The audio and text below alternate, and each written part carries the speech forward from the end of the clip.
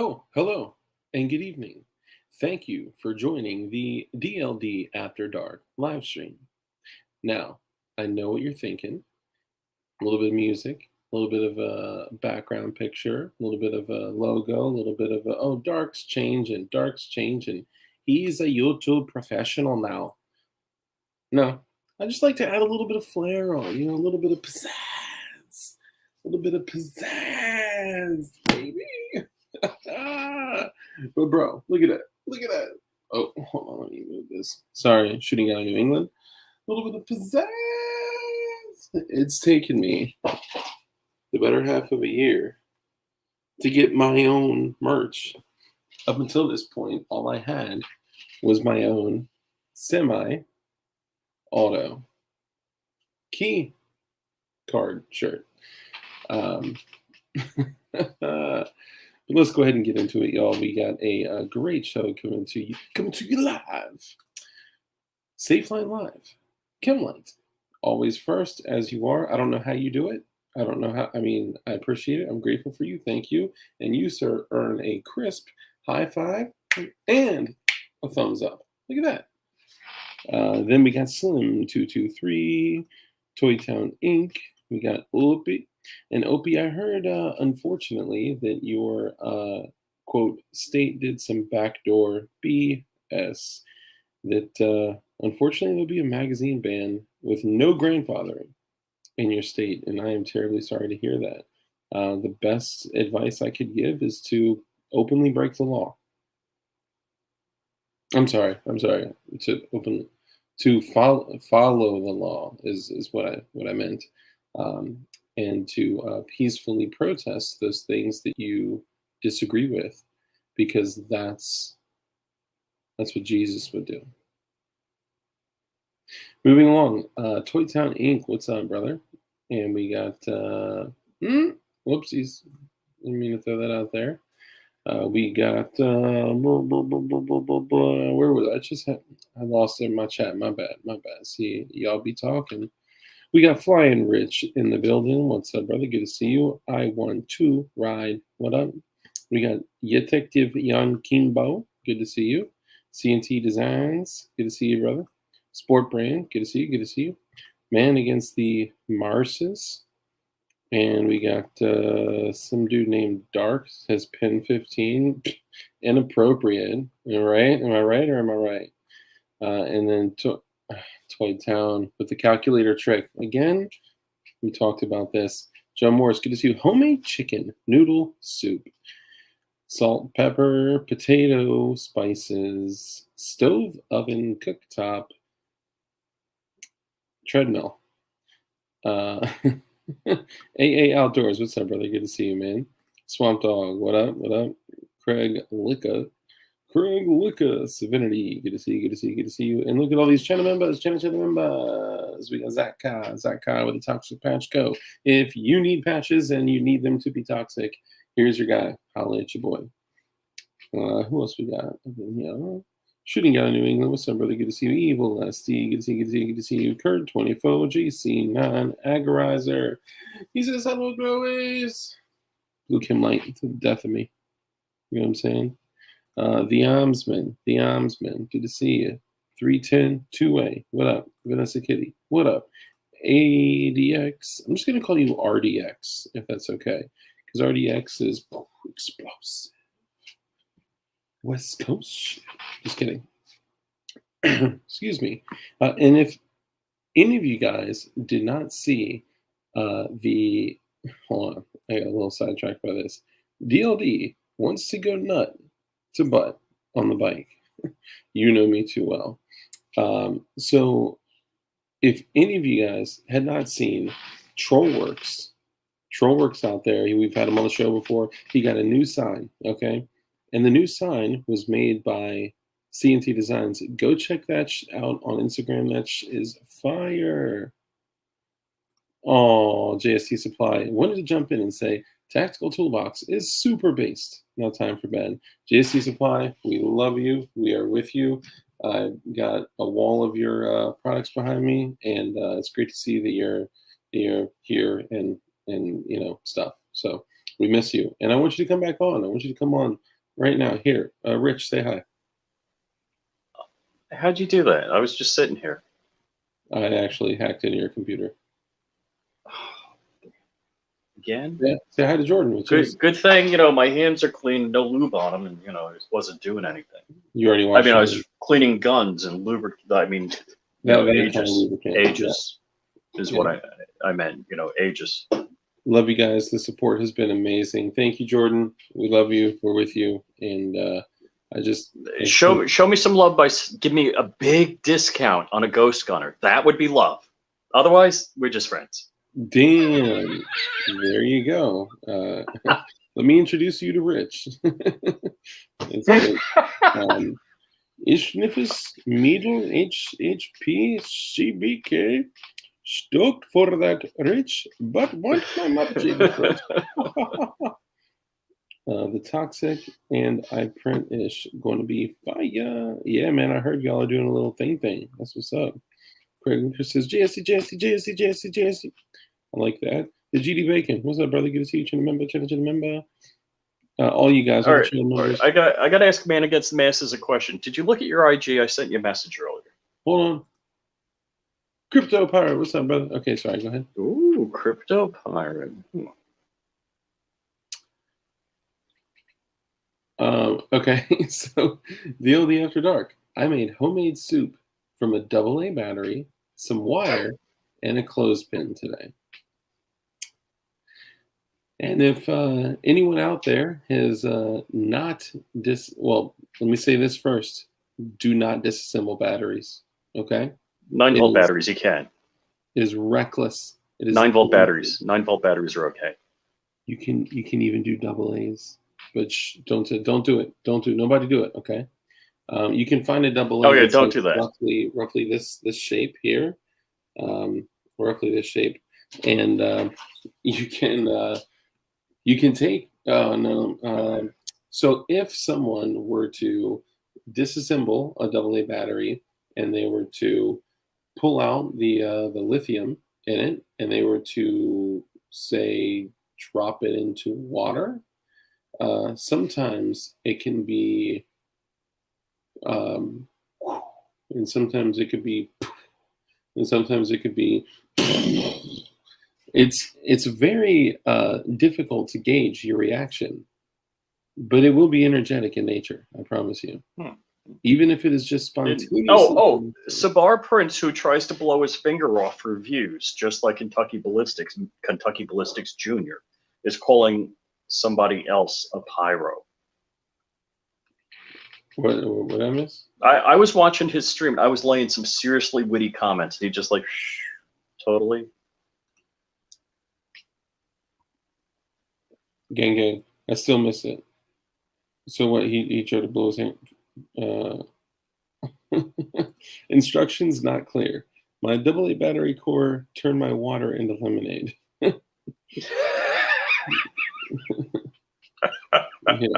I was going to call IPS on the phone during the show. Dude, read my comments. What's the matter? IPS, get him, Rich. Mexican Ballistics. Cobalt in my heart. Mexican Ballistics.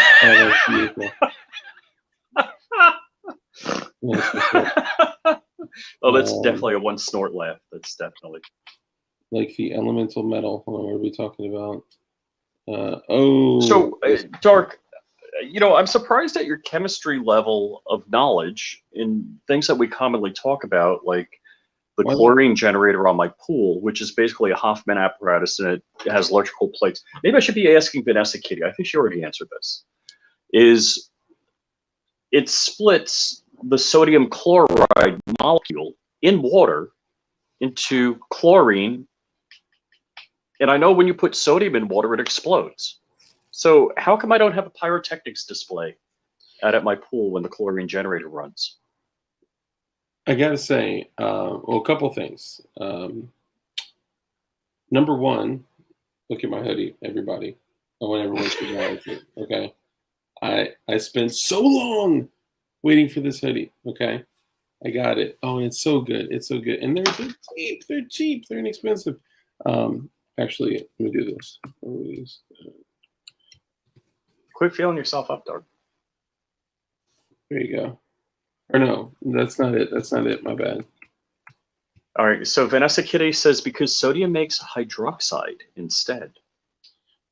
So it is different. But that's not what I was going to start with. I was going to ask rather, why are you surprised with my level of knowledge of chemistry? But you didn't know that. Well, I didn't Because originally sodium know. goes bang. Sodium's energetic in water. It is, but I didn't know it the first time you told me you mentioned it. But after you mentioned it, I knew it. Oh, okay. Oh, you were going to tell me hydroxide? Is that what you're going to tell me? After Vanessa Kitty put it in the I wasn't going to comments. say hydroxide. I was just going to say something else because I Oh, didn't okay. know what it was. Okay. I can kind of float my way through it. I could say, Yeah. well, what happens, Rich, is I'll just use some big words. Is Saber still on? Is he still talking about his blowing his finger off? Maybe I can find it on YouTube. See, the molecules are converted through a process called chloroform. I'm just kidding. No. Yeah, and then their Hydroxide is a diatomic anion with chemical formula of OH. Tech T, what up? Tech T, tick tie, tick tock. Good to see you. No, so I actually am not familiar with that. It's a hydroxide instead. The funny thing about the oh my god, Sabar can get guns from the Fast and Furious ATF operation. Damn. Oh, that's great. So, all right, sorry, I'm totally getting lost in chat, y'all. My bad. I got a no. The man against the masses says I own an LCP. I own an LCP Max. I'd show it to you, but YouTube. Yeah, YouTube sucks. It has its own oxygen. Interesting. What's up, Bob? Everybody put what you had for dinner. Yeah, that'd be a good idea. Dude, you know that trick you told me? Uh-huh. I had the not green, and it was yellow, and I did that trick, and it was green. All right. Like, I heard you one day on another channel, and you were like, "Hey, get with me after the show." And no, that was about something else, dude. Okay. I'm not spilling those beans. No, dies with me. Dies with me. That was something else. I got you. No. Give me 1 second. That was the Alaskan ballistics technique I was going to share. So I did. Oh, okay, gotcha. So I did just want to share that yes, I've done some reading into chemicals, into chemistry, into synthesizing certain things because it's a skill, right? Just like Mr. Snow said on your show today, being able to skills are something that are invaluable, right? You never know when you may need to use something. So mastering things like that is really important. However, I actually left high school at 15 years old. A lot of people don't know that. And because I left high school at 15, I actually lost a lot of the basic shit that kids that age get, right? Like chemistry and history and all the stuff that like helps out in life. But I got it other places. I actually got it myself because once I was removed from school when I was 15, it became important to me once I couldn't get it, So no so, yeah, freaking way. This is crazy cool. What? So the chlorine generator uses electrolysis in the presence of dissolved salt to produce chlorine gas or its dissolved forms in hypochlorous acid and sodium hypochlorite, which are already commonly used as sanitizing agents in pools. It's a twofer. Interesting. That's very interesting. And Man Against the Masses, I did call it a little crappy pistol, the LCP. However, I also own one, have one, carry one, use one, shoot one. So I was just dissing it, but I love it. I've got an LCP too. My wife and I each have one. And I got the Max. Now, blood sausage and head cheese. Nice. So now I want to take a moment and introduce our guest. So you guys Does that mean I can go? Does that mean I can go? Yeah, Like man. back to Talk to you later. Just kidding. Just kidding. You guys may have seen him around the internet using metal to do things. And when he does things with metal, the people go crazy. These metal things have been around. I've almost been murdered by one several times.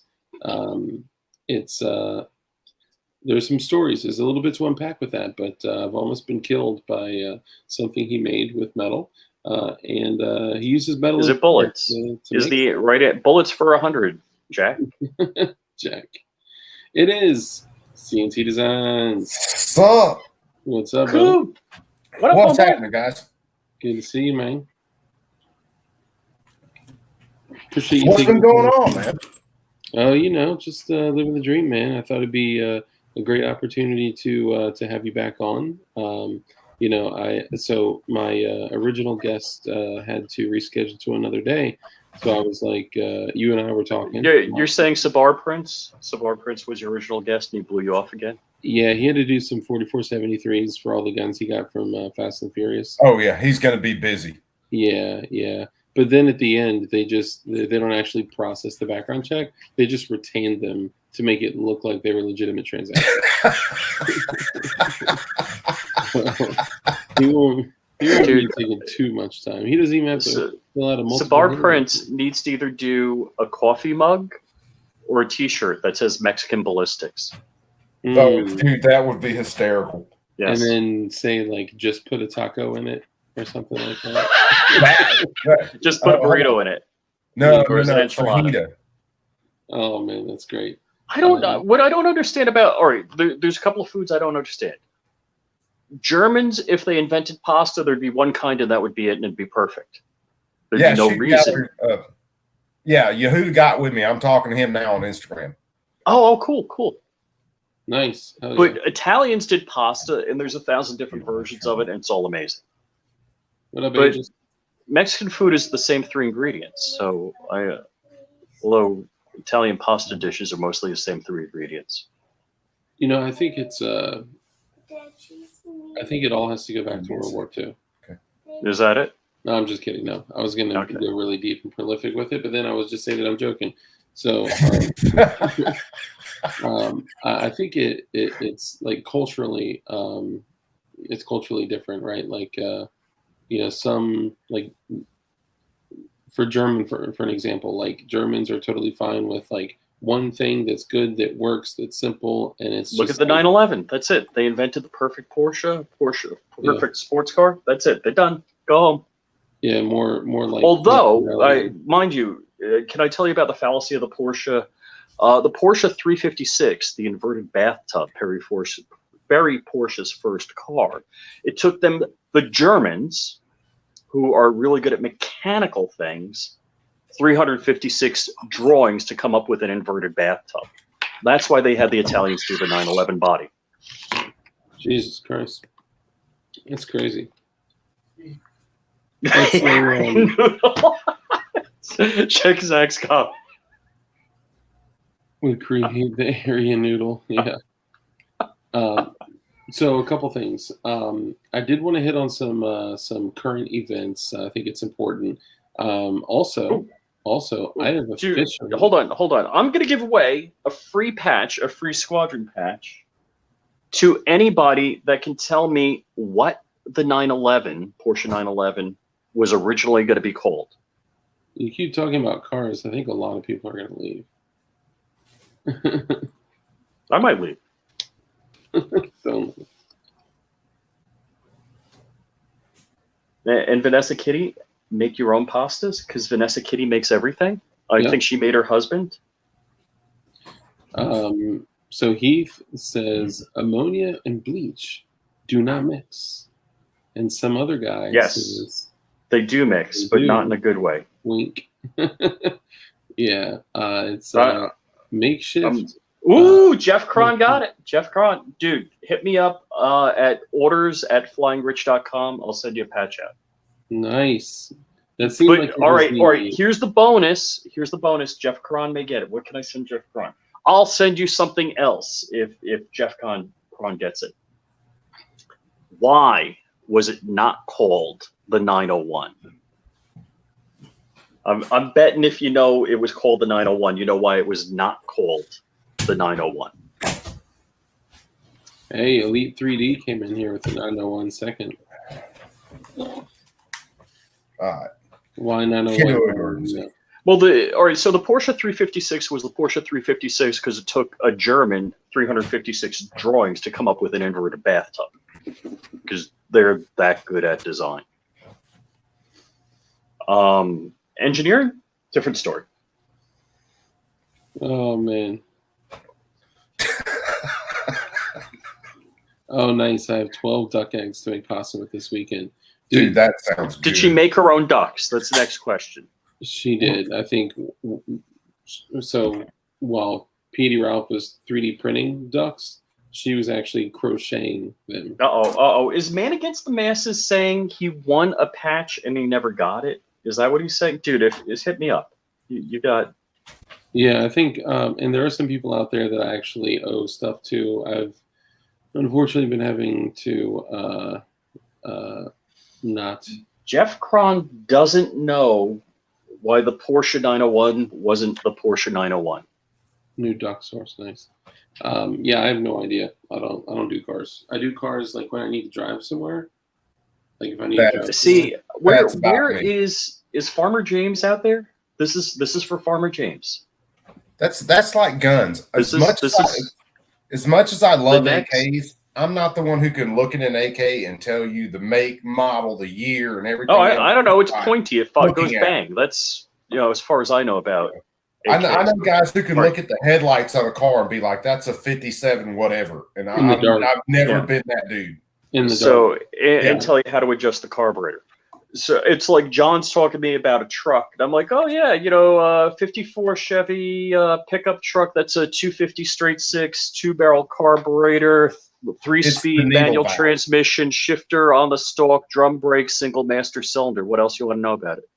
I'd have to drown Rich. No more car talk. All right. Well, wait. Where's Farmer James? Does anybody know Farmer James? Because the next comment is for Farmer James. Dude, all this car talk is making my penis soft. Yeah, mine never got hard in the first place. So I'm just not going to go there. I know you love it. Okay. Well, so, first off, the Volkswagen, which literally translates to the people's car, was designed by Ferry Porsche for Adolf Hitler. The Volkswagen Beetle. Nice. Dude, the only thing I remember about Volkswagen Beetles is I saw a video of a guy changing the belt on one while the engine was running, and that's some of the coolest shit I've ever seen in my life. Wait, he changed to what? He changed the belt on the engine while the engine was running. Oh, you can do that. But you got to be like, maybe not care about your fingers so much. Yeah, he did it and kept all these, which was cool. All right. I'm going to cry. Detective Kimball is about to make me cry. Possibly the nicest, most kind person in the world, Aegis, says Dark, please shut him down. Aegis was just on with Ghost Tactical, man. I was just watching that. Oh, is he? Here, yep. Oh, nice. And then Aegis is a good dude. Kimball says Rich is pulling a light. I know. Look, all fun and games. Ooh, VK for the win. VK for the win. Someone ball gag him. All right, so let's keep it moving. So a couple things I wanted to say that I have officially. You guys remember back? We invited, or we were playing the video of Scott Ritter right now. Yeah, it's a little bit kind of I guess muddy waters because like. Some people are like, okay, Scott Ritter's done this like his whole life, right? Like he's, his whole adult life. He's been in the CIA. He's been in like the wargaming shit, and he's been like, he's a fucking pro at like war and combat analysis.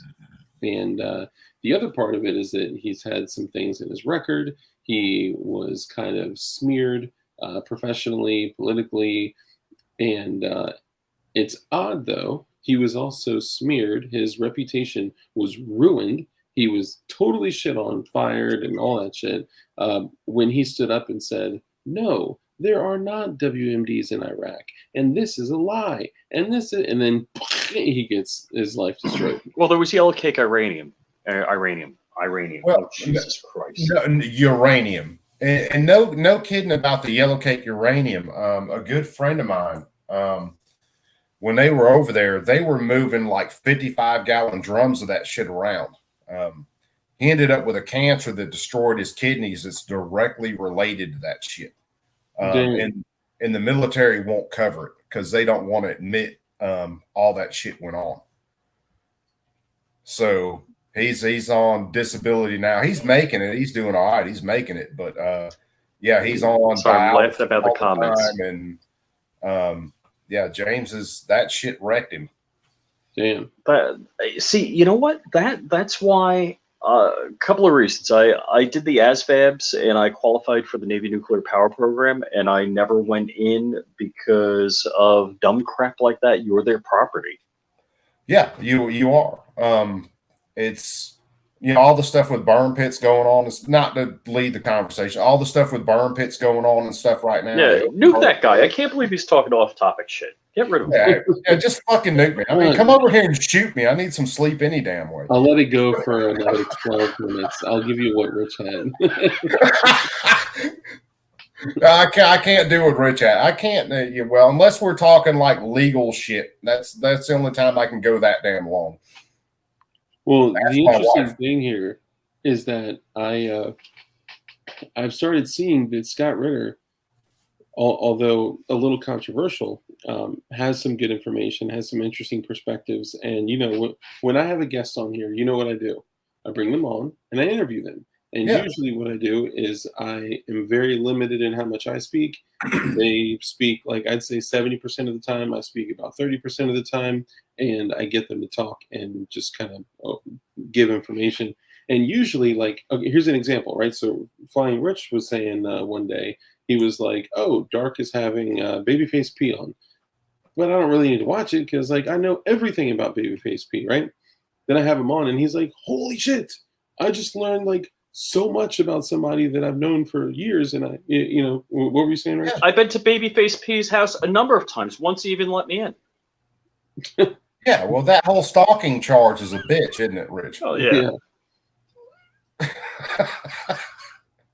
So he was saying, like, kind of having like a different type of conversation. Like, he got to hear like all the shit that he didn't know about Babyface P. And he was like, damn, like so many people were hitting me up like, dude, I've known Danny Meatball for forever. And like you bring him on the show and I find out he's a freaking explosives expert and like a bomb tech. Like, that's incredible. And we had all these great conversations. So like when people come on my show, it usually brings out some interesting conversations. So I have officially opened up an invitation for Scott Ritter to come on the show. That'll be freaking cool. I think I can get him. I hope so, man. That'll be a damn good show. Mostly because, yeah, I think I can get him. I saw him going on a few other shows that were like around like 1,000 subscribers, and I think he just wants to get the message out, right? Yeah. I think he just wants to kind of wake people up and show them like, yo, like you're being lied to. The mainstream media is lying to you. They're telling you one thing, we're doing another. Like you think that we're combating Russia, we're doing them favors. Oh yeah, absolutely. Look at the pipeline deal. Yeah. I mean, they shut down our pipelines and gave them every lease to go ahead with their own pipeline. Yeah. I mean, that ought to tell you something. We're killing our own domestic production, but then we're letting them run their pipeline, and then we're getting oil from them. There's enough to make you want to choke a fucking Smurf, man. I would never choke a Smurf. I would. I want to see what color the little bastard turns, because everybody else turns blue. Maybe they turn white. Yeah, right. They match their hat. Yeah, I mean, you can't look at what's happened and say that Don't we already know that the mainstream media is lying to us? Yes, Dude, it's I not would about us, do though. Dark. I don't know where you want to go, but guys, check Langley Outdoors. Because Yeah. he's got a story exactly about the mainstream media lying to us. Oh man, there Yeah. was when all the riots and stuff were going on, and before I had a YouTube You channel. mean the peaceful protests? Yeah, the peaceful protest. Mostly Peaceful But mostly peaceful. protests. Yeah, forget the mostly. So January 6th was not mostly peaceful, right? No, not at Because all. I mean, maybe even if they though let burned some people in. shit. But there was a story going around. They showed these. It was three white guys standing out in front of this like strip mall liquor store, and the news media was doing the story about all these white supremacists showing up with their vests and guns. And I watched that. I watched live streams of that whole event. Well, what they did is the black guys that were there too that were defending the place, they cropped them out of the picture. So it was just the three white guys there. And I posted that on my Facebook with a screenshot from the original where you saw the black dudes there too. And was like, they're lying to you. And people still refuse to see that stuff. Well, so that's, and somebody mentioned something like, don't we already know the mainstream media is lying to us? We do, right? Like, Yeah, well, that's But, we. you know, when they say it's noon, I check my watch to verify they're right. You know, it's like 2 minutes off. If they say it's noon, it's probably about 4 o'clock in the afternoon at this point, because that's how bad they are. I mean, they drive me insane with this crap. That's like Scott. I mean, they'll trash somebody who's telling the truth.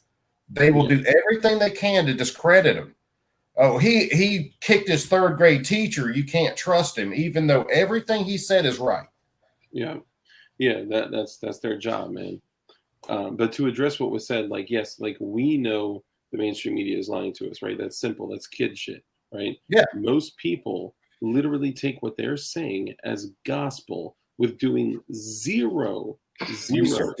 They don't. Okay, the people that I see in our community, in any freedom community, they know history, they know geographics, right? Like they can point to maps and tell me where stuff is. They know, politics. There's California, Stan. Yeah, they have at least a mild, school grade knowledge of simple shit. Most people are helpless, literally helpless. They know nothing. They know nothing about the history. They just sit back and just feed whatever they're just spoon freaking fed, man. Yeah. ADX R920 says Langley just did a 250 kids saved in Texas video tonight. The media is making sure it's not making it out there. We need to share it. Yeah. Oh yeah. I told, and I've said it before on my channel, and I told some guys that I was talking to the other day at work. The worst thing that we ever did was we let the left completely take over the education system. So, and that started in the 50s. It was way earlier than people think it is. And it just became worse and worse and worse. You ended up with the radicals in the 60s. The radicals in the 60s became the teachers in the 70s. And then it just kept going and going and going. So if you take generations of kids and you completely change what they're learning, you change society. They no longer realize why certain things were done, why we fought the Nazis. They don't know why we were fighting communism. They don't understand the things that have gone on in Venezuela and other countries like that, where the government just comes in and says, oh, well, this business is ours now. This is for the people, even though all they're going to do is they're going to make money off of it while the people starve. Dude, the crazy thing is, like, I feel like when people that are kind of in like the freedom community world, when we see something like that, the first thing we do is we sit back and we're like, damn, like, what if that would happen here? How could something like that happen here, right? There was a dude that was in a helicopter. I think he was with Fox 5 or one of the main mainstream media channels, and there was this huge revolt happening where there were probably 100, 150 people in the streets that were coming up on the Capitol with sticks, rocks. I mean, they were fighting for their lives, right, in Venezuela. And the dude in the helicopter was like, you can just see the passion of these freedom fighters. Could you just imagine if they were armed, how they'd be able to fight for their I freedom? remember that. I remember that. I was I don't like, think I saw that one, but no, Oh, and then, I'm yes. sorry, it was a leftist channel. I don't remember which one. I think it was like Yeah, it wasn't CNN. Fox, but it wasn't was, Fox. you know, some of these. it was probably Dumb effing- CNN or MSNBC, one of the two. Yeah, I think it was MSDNC. But like hearing them say that, I was like, dude, in the same breath, you're talking about removing the rights that were given to us by our God, right? And you're saying, man, like we're really rooting for these people in Ukraine. Thank God the government gave them machine guns. Or George Takei saying, "Wow, 20 million ARs in this country. We ought to give them to the Ukraine. Oh my God! Yeah. See, George Takei, literally, his family was put into camps during All World War right, George Takei. I'm sorry, I got to cut you off, Coop. I respect you. And I'm sorry for doing that. No. But George Takei, I used to love, and I used to get such a kick out of. But then he called Clarence Thomas a clown in blackface. I'm like, that's it. Yeah. But you think out of everybody, George Takei, one being a gay guy who knows his community's been treated like shit. Two, his family was put in camps. He was as a kid. Yeah. He was there. You want to talk about owing reparations? Yeah, to people. Nobody even mentions the Japanese internment camps. But you think he would understand why people would want arms? That way, when the government goes to put you in camps, you can be like, "Nah, dog, that ain't going to work for me." Yeah. But these leftists, and the thing that pisses me off about a lot of them is, it's all groupthink.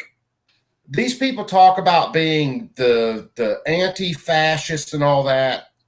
They are the fascists. Literally, if they were in World War II in Nazi Germany, they'd be the ones loading people on trains because that's what the groupthink was at the time. They can't think for themselves. It's all about the popular opinion, and that drives me up a fucking wall. So I want to add one thing. First off, Bending Ballistics, what's up, brother? Thanks for coming out. I want to hold on. We've allowed these people to make up terms, name things for decades, talking heads, repeat. But dude, that's the whole point about my Twitter pronouns, and I put my pronouns everywhere. My pronouns are Ultra MAGA, Star Lord, and Savior of the Universe. I'm going to change mine. Other people can make crap up. I can make crap up too. And if you don't use my goddamn pronouns, fuck you. Yeah, absolutely. So here's the thing. I think for so long we've looked at it and been like, man, it is so foolish and so nonsensical that we just sit back and laugh at it with our pinkies out, taking a sip. You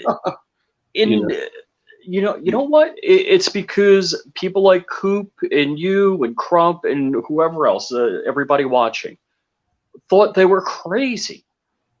But now they're making us, no, he said she's a woman. I can't even do it. Yeah. But the swimmer dude competing against women. It's like, but no, that's a dude. Well, but that's the thing. And this is what I said so many times when I said, guys, it's not about like people are like, call your senators, like whatever. I get that. And if that makes you feel better and like warm and fuzzy and stuff, that's cool. I'm not going to shit on that. What I'm talking about, they don't need legislation for. What I'm talking about, they don't need to put a pen to paper. What they're doing is they're enforcing through societal norms, and they're enforcing through your neighbors and the media and alt media. And this is something that is, when it's enforced by the public, like, okay, for an example, all right, so let's say I'm hungry. I'm going to go get lunch. And, I stand up and I unzip my pants and pull my pecker out and just walk out the door and I go get lunch. Is it acceptable for me to walk into Chipotle and get lunch with my dick hanging out of my pants? That's how I leave for lunch every day. Only mine's so small, no one notices. I mean, I would say, I get my lunch like that. My wife tells me go back in the bedroom. yeah. I didn't. no, I get what you're saying. Is that an acceptable deal? And Cobalt in my heart says if you live in Cali. They've moved the line so far that, you know, when we warned back in the day, they've moved the line so far that Bill Maher is a conservative. Yes, that is hysterical. But here's the thing, like, they didn't just walk out with their dicks out in Chipotle, right? First, like, they walked out like with a shirt on that said, pull out your dick in Chipotle, right? Then they walked in with like their fly unzipped.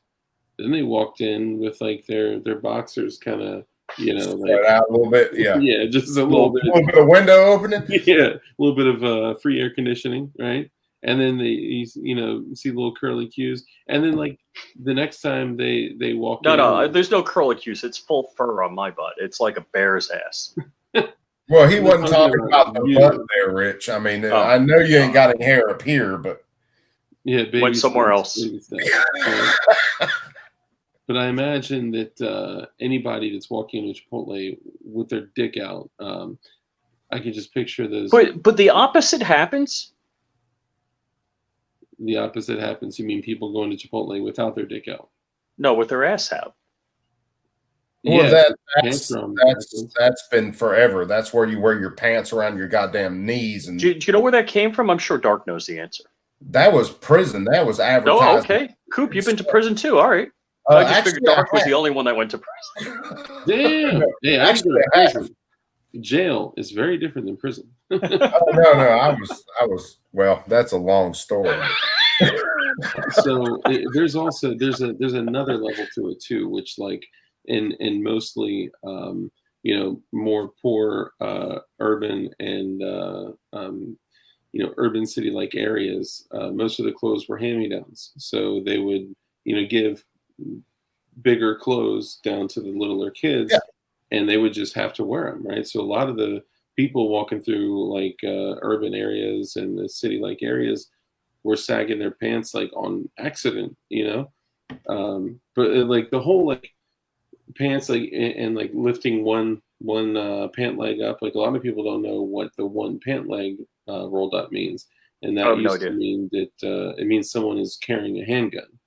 So what they would do is they would, so they'd be on the street and they would have like their holders, their runners, their cash guys, right? So one guy would have drugs, so he would be the only guy that needs to run aside from the cash guy, right? The only guy with like product on him. And then they would have shooters, and the shooters would roll one pant leg up so they would know, you know, who's who, and other people would get to know who's who too, you know. Yeah. I heard Dark's pecker has been determined to be an assault weapon. Better ban it. Yeah, he tried to assault me with it in pictures, but I kept, you know, deleting everything. Yeah, it was a wrong Coop. I didn't know. I tried to do the same thing to him. And he kept saying he couldn't see it because it was too small. So I mean, he didn't have Zoom on his computer. Yeah. Oh, that's what you meant by Zoom. I was waiting in that empty. It wasn't Zoom meeting. It was Zoom in the picture. I was waiting in that empty Zoom room for so long. Dark, can you do me a favor? Put your 50 up. For my appearance today, can you pay me $1 for today's appearance on today's show? Rich, only if I can fold it in half and stick it in your G-string. Let's call it 50 cents. All right, 50 cents. Because then I can claim that this is tax deductible because it was a prop for my appearance on your show. I mean, you technically could claim that it's you know, part of your decor for your YouTube channel. You can write it off anyway. Yes. But if you were to spray paint it or wrap it or Cerakote it and put Flying Rich on it, then you could write off 100% of it as marketing. Oh, this is true. So you just got to get a cool Cerakote job. What if I just shoot a sign that says Flying Rich or paint Flying Rich on the 50 cal ammo? The item has to be marketing. Yeah, you got to have it on the item itself. I got it. You just got to 3D print a pig mount of a sign that says Flying Rich. That would work. Some may argue though that then only the attachment is Paint is only attached chemically to the metal. It's not part of the functional. paint is only permanently bonded. Yeah, it's All right, fine. hang on for 1 second. So before we get too off, Dark's pecker is flaccid from all the Suboxone. Bro, I have like the opposite effect. I don't know what it is. Like I get spontaneous boners like fucking all the time. Like just driving in the car. I don't know if it's like vibrations or whatever, but my shit is just like opiates. Yeah, it's just crazy. the effect from the opiate. Because like there's certain routes. taking painkillers for my back all the time. Yeah, it's a Yeah, I think originally though, like in the early stages when I was doing like painkillers and shit like that, like yes, it did have, but it didn't keep me from getting my dick hard. It only kept me from finishing. Like it made me, absolutely. Like, I took forever to bust a nut, but now knock the taillights off a dump truck. I ain't joking. You go eat lunch, have a ham sandwich, keep going, go get breakfast in the morning. Yeah, it ain't happening. So there it is, deductible. Crump, what's up, brother? James, good to see you, man. Crump, tag. Where's Crump? Tag me out, man. Tag me out, please. Yeah, As soon as Dark hit me with the email, this show just went downhill. No. Actually, he reached out to you before me. I did. I was trying to get coupon, man. So let's back up. So we're 49 minutes in. I'm so sorry. So I wanted to take a moment. And celebrate something that you recently achieved. A very notable social media content creator person. You lost your virginity on there? He did. Oh no! I did that a long time ago. That's on my OnlyFans. Okay. Yeah. Actually, there's no longer nude content allowed on OnlyFans. Oh yeah, I know that. Well, are you serious? How are they going to make money? Deadass. I have no fucking idea. I don't care. I still want to see how Big Daddy's going to make it as Big Mama on OnlyFans. Dark has explosive erectile dysfunction, breaking his jean zippers over here.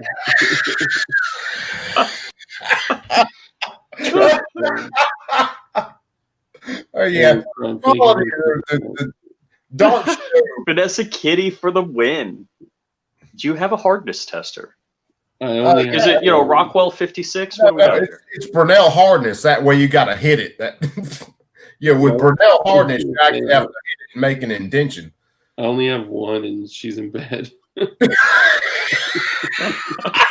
Ooh, Luigi, how's it going, man? How's it going? You know what we need to do is we need to spice the show up a little because it's been too mundane, and maybe we ought to start drinking. Well, if the rest of you catch up. Okay. I keep wanting to get Richard Hoffman drunk so he speaks his mind and quit holding back. Yeah, Richard. Oh yeah, he'd be a hoot. Yeah. I mean, we need him to just be honest about his feelings. No, there is no frickin' filter there. No. Rich is like putting coffee grounds in the coffee pot with no filter, just dumping water on top of them. Just eat the grounds. That's Rich. That's why I love him. There is a great way for anybody out there that's in the preparation and preparedness and all that. Keep instant coffee in your kit. There's a couple ways you can do regular ground beans too, but if you keep instant coffee with you and you drop it in your gun, like a dip. Just like dip, that shit will give you freaking boost of energy like crazy. All right, so hang on real quick. John Crump Live, thank you for your super chat. I appreciate your $2 super chat. He said, truck sold, sad face. Now, I'm not sure. Is he talking about the rear lights off of a dump truck? So John Crump is trying to become the techie redneck. He has a dog, but the dog has a 20 cal Gatling gun on it. And he wants, it was a Cybertruck, and he had an option to buy a Cybertruck. So he figured he could have his robot dog with the 20 cal in the Cybertruck and be the high-tech redneck. And 20 cals are awful small. He should have gone with a 20 millimeter. I'm sorry, 20 millimeter. I meant to say that. I was going to say 20 cal. That's 20 cals are like tiny. I'm mean, like, I guess you had I it got on the 50 cal thing. on the mine. Yeah, you're just measuring shit, Rich. That's Yeah. just wrong. Yeah. You just And flex on the rest of us. And I just want to plead out to everybody, if you can, next time I'm live, do a super chat because I got to feed the 50. You don't want the 50 to be homeless and starving. That's You know, true. super chat me, and however you can send me money, you know, just stacks of money, whatever it may be, because I do have a hungry 50 Yeah, cal. I was saying, if you're 50 cal is like starving and stuff, Rich, I will give him a good home. I promise to feed him every once in a while. Unfortunately, I'm currently unable to donate, yet I'm open to adopt. Yes. All right, so let me back up a little bit.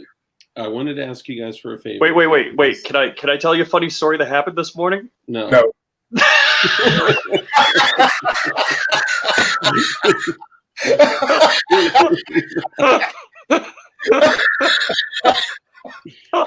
was too perfect. No. Unless you actually have a story that was funny from this morning. It doesn't involve a car. It can involve a car. Unless the car has Go ahead, Rich. Take it So away.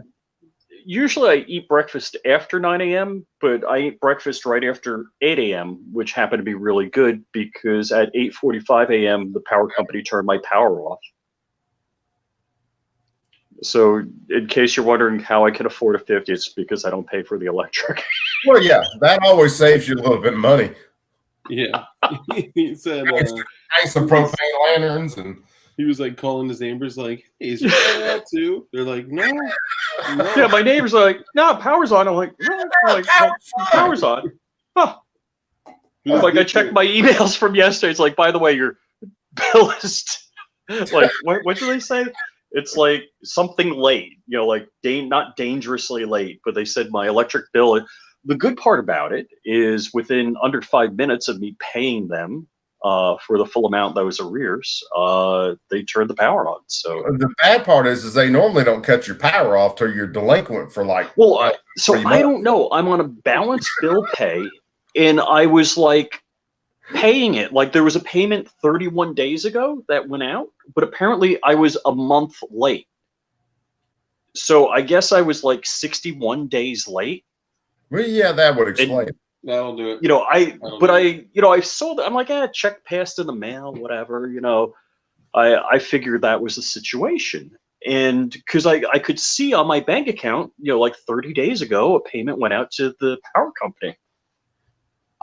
So, well, thank you for sharing that. I know that was really important. It's awful hysterical, by the way. Excuse me. So Black Diamond Guns and Gear, what's up, brother? Good to have you. Yeah, what's up, guys? In here. And Black Diamond Guns and Gear, I would love to have you guys back on. Either you or both you guys or all you guys. Josh, one of the 4 Joshes. Mm-hmm. It's Josh and Josh, man. It's like no, there's 4 Joshes. And Randall. There's not just 2. What was it? It was the what was that show? It was Hi, my name's Bob. This is my other brother Bob. No, Daryl. That's what it was. Yeah, Daryl. It was Newhart. Yeah, that's what it was. How old are you, Coop? Oh God, I'm 45, man. 45? Yeah. 2 world wars. Hey. So hey, I'm still looking for World War III. That way I can get a few shots in. Oh, we're damn close. Dude, Coop, I got 11 years on you. Yeah. It's not the years, it's the mileage, man. I look older than you, but that's just because I've treated my body like an absolute amusement park. Yeah. How many planes you crashed? None. Although the last flight I was on from Germany headed back to the States when I was a kid, about 13, 14, they were actually out there working on the engine before we jumped on the plane, which made me feel really good about that shit. Well, I mean, at least it had an engine, you know. 8-hour flight. They're out there with jumper cables. Like, this shit won't work. Yeah, but that's okay because it's got magneto ignition. So you know, if the prop's spinning, it's going to make electric. Yeah. Here's Dugan. Your guess is as good as mine. Welcome back. Maybe he's been gone for quite a while. He had another channel he was posting on, and that shit disappeared. So don't know. Did Dugan get hit, or did he just like quit posting? He always like he'll start up a channel, he'll post, and then he'll delete it and disappear.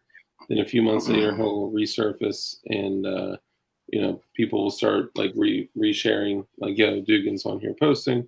But usually every few months he comes back. But so Tactical Toolbox put out a video, and it is like the perfect video for people that are on the fence, or people that like have no idea like what's really going on, right? They listen to the media, they listen to the fucking bullshit that comes from the MSM. They are just the headliners, all that shit. And I think he did an excellent job, and I'm surprised he did it for a couple of reasons. So number one, he's never really gone down that road of. No, I haven't known him to get all that political about stuff. Yeah, and he went through and started discussing what most people call conspiracy. I'm not new. I listen on Spotify. Thanks for answering my question. Yeah, for sure. Yeah, no, I didn't mean anything like negative by that. I was just saying it's just been a while. He came back on the channel a few months ago. We did like a little update. Actually, Reckless Rhino. Go back through the videos. I think it was like 3 months, maybe 2 to 3 months ago. He came back on the channel, and he gave like an update after he, kind of healed from the issues he was having with his MS, and it's a good video. 6 months ago. Yeah. So the fact that Tactical Toolbox put out this video, and he's giving actually like really good information, like hard, solid data that people can use. I thought it was an excellent video. And yes, for us, like for people like in the freedom community, people are going to be like, yeah, well, that's basic shit. Everyone knows that. Well, they don't. Yeah. If everyone knew that, then we wouldn't be in this fucking situation that we're in, with the society that we have, with the world that's fucking being, just the life drained out of people through consumerism and fucking compliance. And I thought it was dope that somebody that fucking big, that's pushing 700 something thousand subscribers, used their platform to put out a video like that. Yeah. I wish more people would, with followings like that. Yeah. Now, because of that, I was like, dude, you know what? There are a couple people that I know, they could connect me with Tactical Toolbox. Getting somebody in this type of environment where we can do the interview thing, it would be.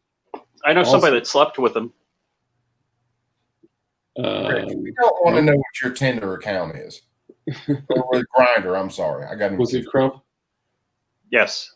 The correct answer was Crump. I did ask Crump that one of the first times I ever talked to him, where he was either sleeping with someone or paying them off. So apparently he's sleeping with them.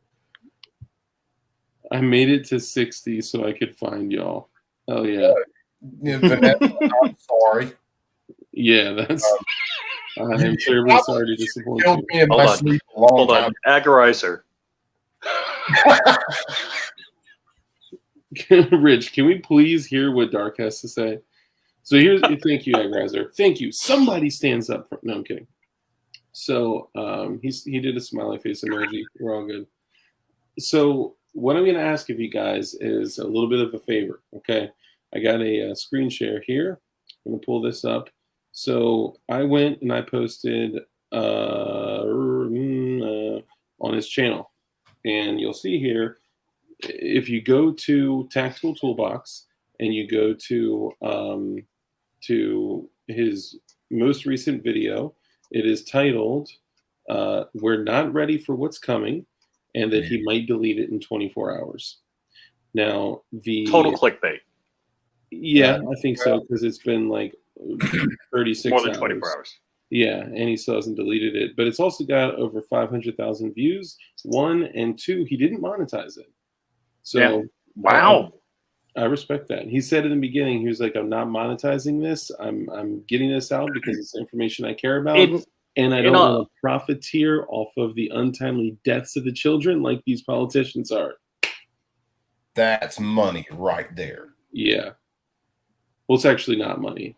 Well, I mean, also it's not clickbait, money, but I mean, it's yeah, they're, especially these politicians. One, they can't wait for something like that to happen, so they can just go stand on top of those children's bodies. Oh yeah, to promote the same shit that they always push. And if you don't believe me, go to congress.gov and go to a previous Congress and look at the bills they push. It's the same shit every single year. Do they still publish the minutes of like the congressional meetings? Well, you know those are highly altered. Those are not factual. No, there's Congress. What you got to realize, anything that they say, anything that they do is part of a historical record. So you can go on to either congress.gov and a couple other places, Library of Congress, and you can look up what they say at any given time. You can find text. Now you can find video of it. So if they tell you one thing, you can always go back and look at what they said last year, year before that. It's there. You can find it. And no news to any of us. They're a bunch of lying sacks of crap. Yep. So here's what I'm asking of you guys. We've been floating around 60 people being in here the whole time, surprisingly somehow. I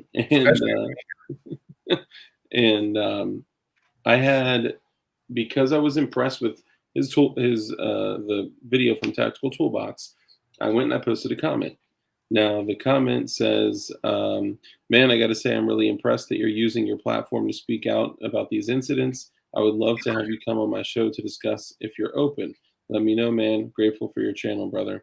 Then I have 9 replies here, okay? First, some guy named Dark says, CBDC, CSR, EGR. It's coming. If you guys don't know what those acronyms are, then we'll have another conversation about that. Some other some other guy named Energetics was just like fire, thumbs up, something like that. Appalachian Gunrunner says, yes, you on Dark's show would be fire.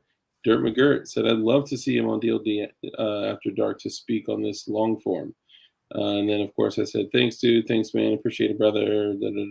Evil SD says, yeah, it would be cool if Tactical Toolbox went on Dark's show. So if you guys could go to Tactical Toolbox's video, we're not ready for what's coming, might delete in 24 hours, go to his comments, and you'll have to filter by newest. If you're on mobile, you'll have to filter by new comments. Yeah. And if you see this comment, please go to it and comment, respond, reply, whatever, and say, would love to see you on Dark's show. Like, OMG, you guys would be besties. Just kidding, don't say that. But if you could just make a comment saying, yes, I would love to see you on DLD After Dark, that would be dope. Yeah, that would. I mean, Tactical Toolbox, he only started up, 2 years ago? Probably a few years ago. Yeah, I mean, arms. Oh, yes. He wasn't really a gun guy when he got rolling, and was just getting into firearms, at least from what I understand from some of his videos. Yeah, I think so. I know him and Mr. Big Kid are like really tight, and Mr. Big Kid agreed to come on the show, and we'll see if I can connect the both of them. Do you know who's tight with Tactical Toolbox? He said Tactical Who Box? not Tactical Toolbox. No, who? Farmer James, I've been saving a comment for you. But I don't know if I'm going to do it now. Hank Strange.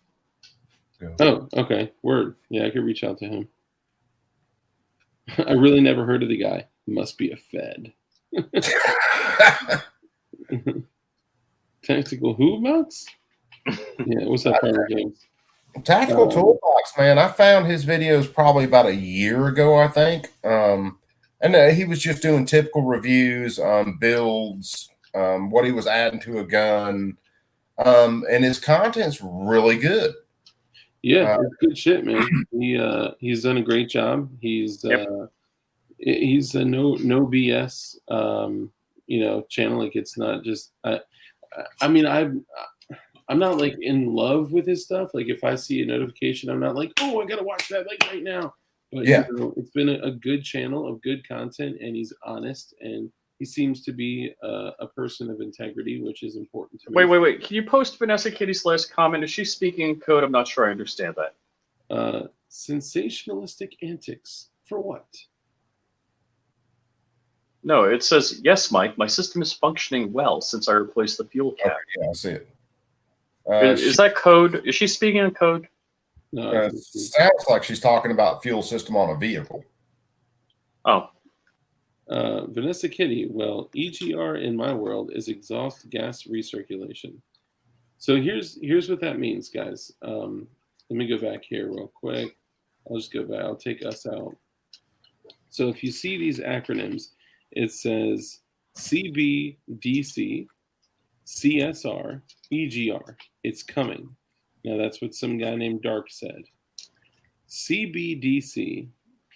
All right, so hold on. CBD? Well, CBD, yeah. I mean, So did you leave out the ESG? CBDC.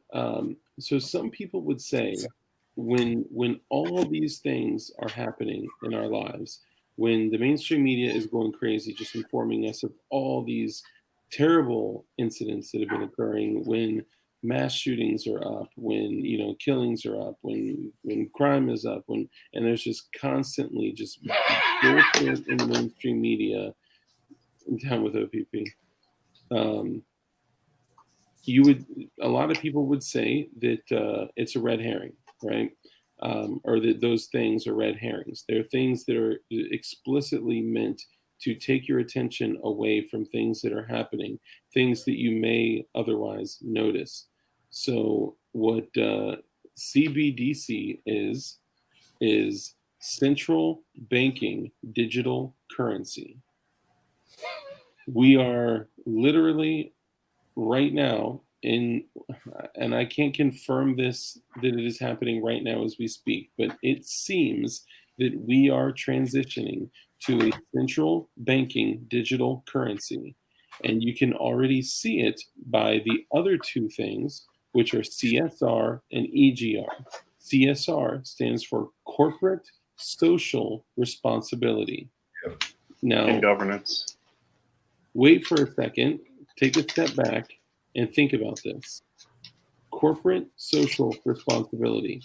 Now, if they can't legislate their way through gun control, if they cannot, force us to put down our guns, what can they do? Well, they could completely eliminate all the companies and completely eliminate all the transferring of funds to, if they control money being spent, they control you staying alive, right? If they say, that shit's the devil right there. He's been going to the strip club. He's got way too many ones. Yeah. But the problem is like, they're too heavy. The good strip club. Yeah. There'll be a time, based on what people are saying with CSR, corporate social responsibility, if they say, hey, this company, like JST Supply, for an example, if they say this company has a negative corporate social responsibility score, then the government can literally shut them down. And if you guys go out, look up your bank, whatever bank you use, look up your bank, BOA, bank name, and CSR. Bank of America. They'll show you they're already grading their clients. Yep. Yeah, Wells Fargo's not far away from it. If they're not doing it already, they're not far away from it. So this is the couple of things you got to realize. Somebody's making money somewhere. And, we don't hear about crap unless somebody's making money on it. And so global cooling, nobody could figure out how to make money on it, so we got global warming. Well, the next ice age got squashed, but you can make money on global warming with carbon credits. Yeah. And now they figured, ooh, carbon Well, that's like, governance and greenness and whatever. So now Wall Street, guess what Wall Street's not putting any money into right now this year is oil exploration, any of the oil industries in the United States. Well, it's been basically shut down. Why put money into it? So again, if there was money going to the oil industry, we would be able to explore, drill, and get more fossil fuels out of this country. But we're not. But here's the other thing. This is exactly the metaphor of the electric vehicle. I forgot who the girl was, but I saw this more than 10 years ago. She was on Baywatch. And she's like, oh, I have an electric car. It's a zero-emission vehicle. And no, you don't have a zero-emission vehicle. You have a displaced emissions vehicle. Yes. The smoke is coming out of the stack of a coal plant that's generating electricity 50 miles away. You're just displacing the emissions. And same thing about chemical processes that we do in this country no longer, but now do in Mexico, Saber, or China, because they don't have any environmental regulations on what they do, and they just put, toxins into their rivers and don't give a crap. Yeah, like there's cities in China where you can't breathe the air. Like the hotels, the smoke and fog and chemical whatever comes into the lobby.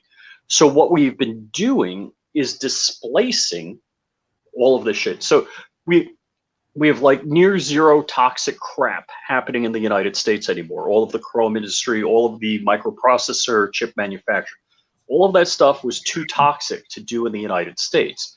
But it's getting done in China and in all of these other third world countries where nobody gives a crap about the environment.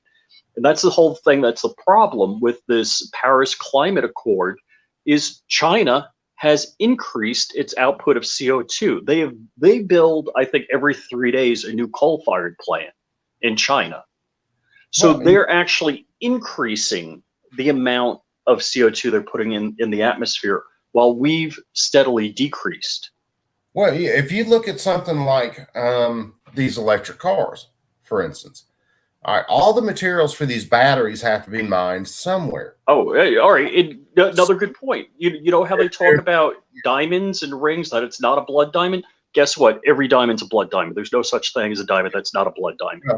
Likewise, all of these rare earth minerals that Coop's talking about are all from frickin' slave labor. Yeah. They're all it's being basically strip mined in China and right around that part of the world.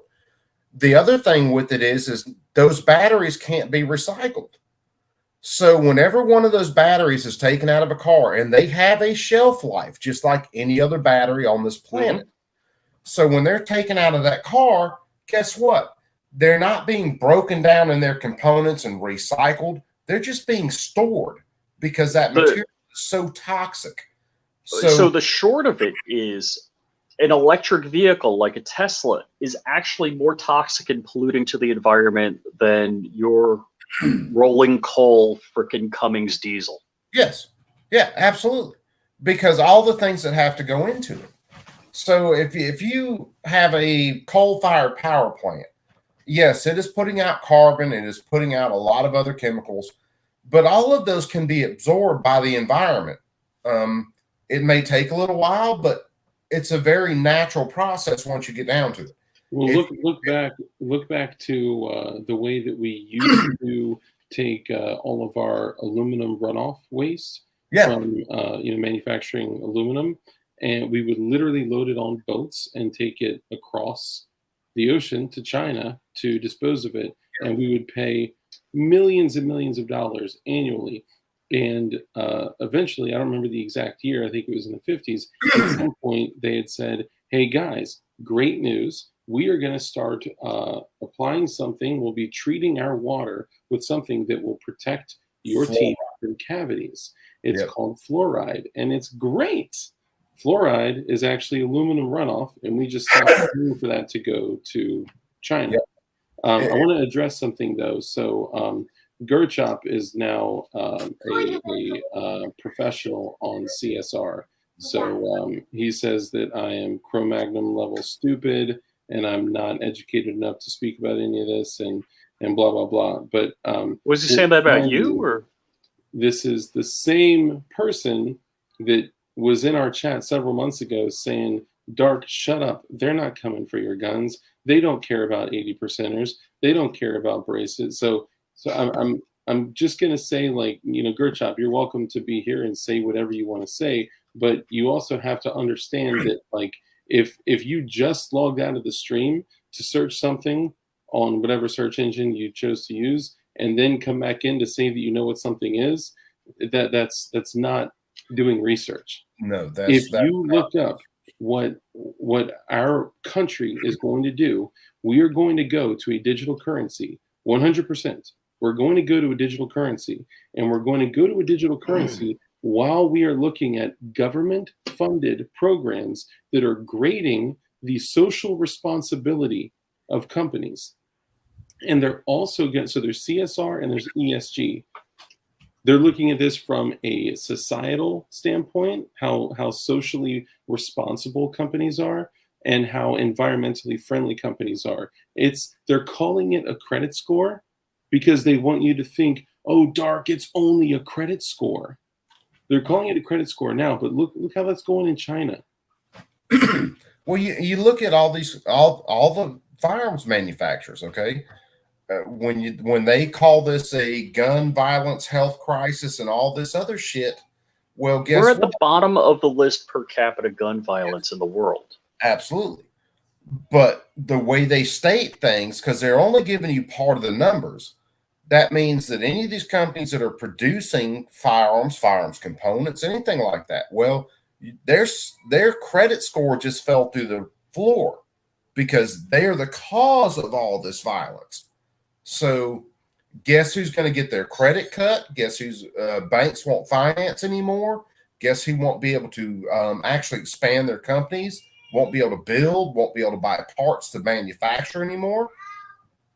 How do you, if they can't shut things down any other way, that's just another way for them to do it. And that's where they're going to go. And if you that's the point that I wanted to hit. Yeah, and if you buy firearms, anything that you buy on your credit card or on your bank account is coded. So it actually has a code for it. It may not say what it is, but it has a code to it. So you go to buy a firearm one day and all of a sudden your bank says, well, you can't use that card for this anymore because it shows this code and that code is possibly this item. And then they, that shuts that down. And then they want to control money and make it all electronic so that they can control it even further. You won't be able to buy a barrel after a while. Yeah, and they already literally have legislation that is ready to go after just parts exclusively. Oh yeah. So the thing is, there's always going to be people that are looking at this and they're saying that we're all overreacting, that this is all bullshit or whatever. The reality is that you have a way to protect yourself. You are due these rights from your creator for self-preservation. You are due those same rights regardless of who it is, whether it's a fucking thug on the streets or whether it is the United States government or whether it is an invader, an intruder, and whatever, another government.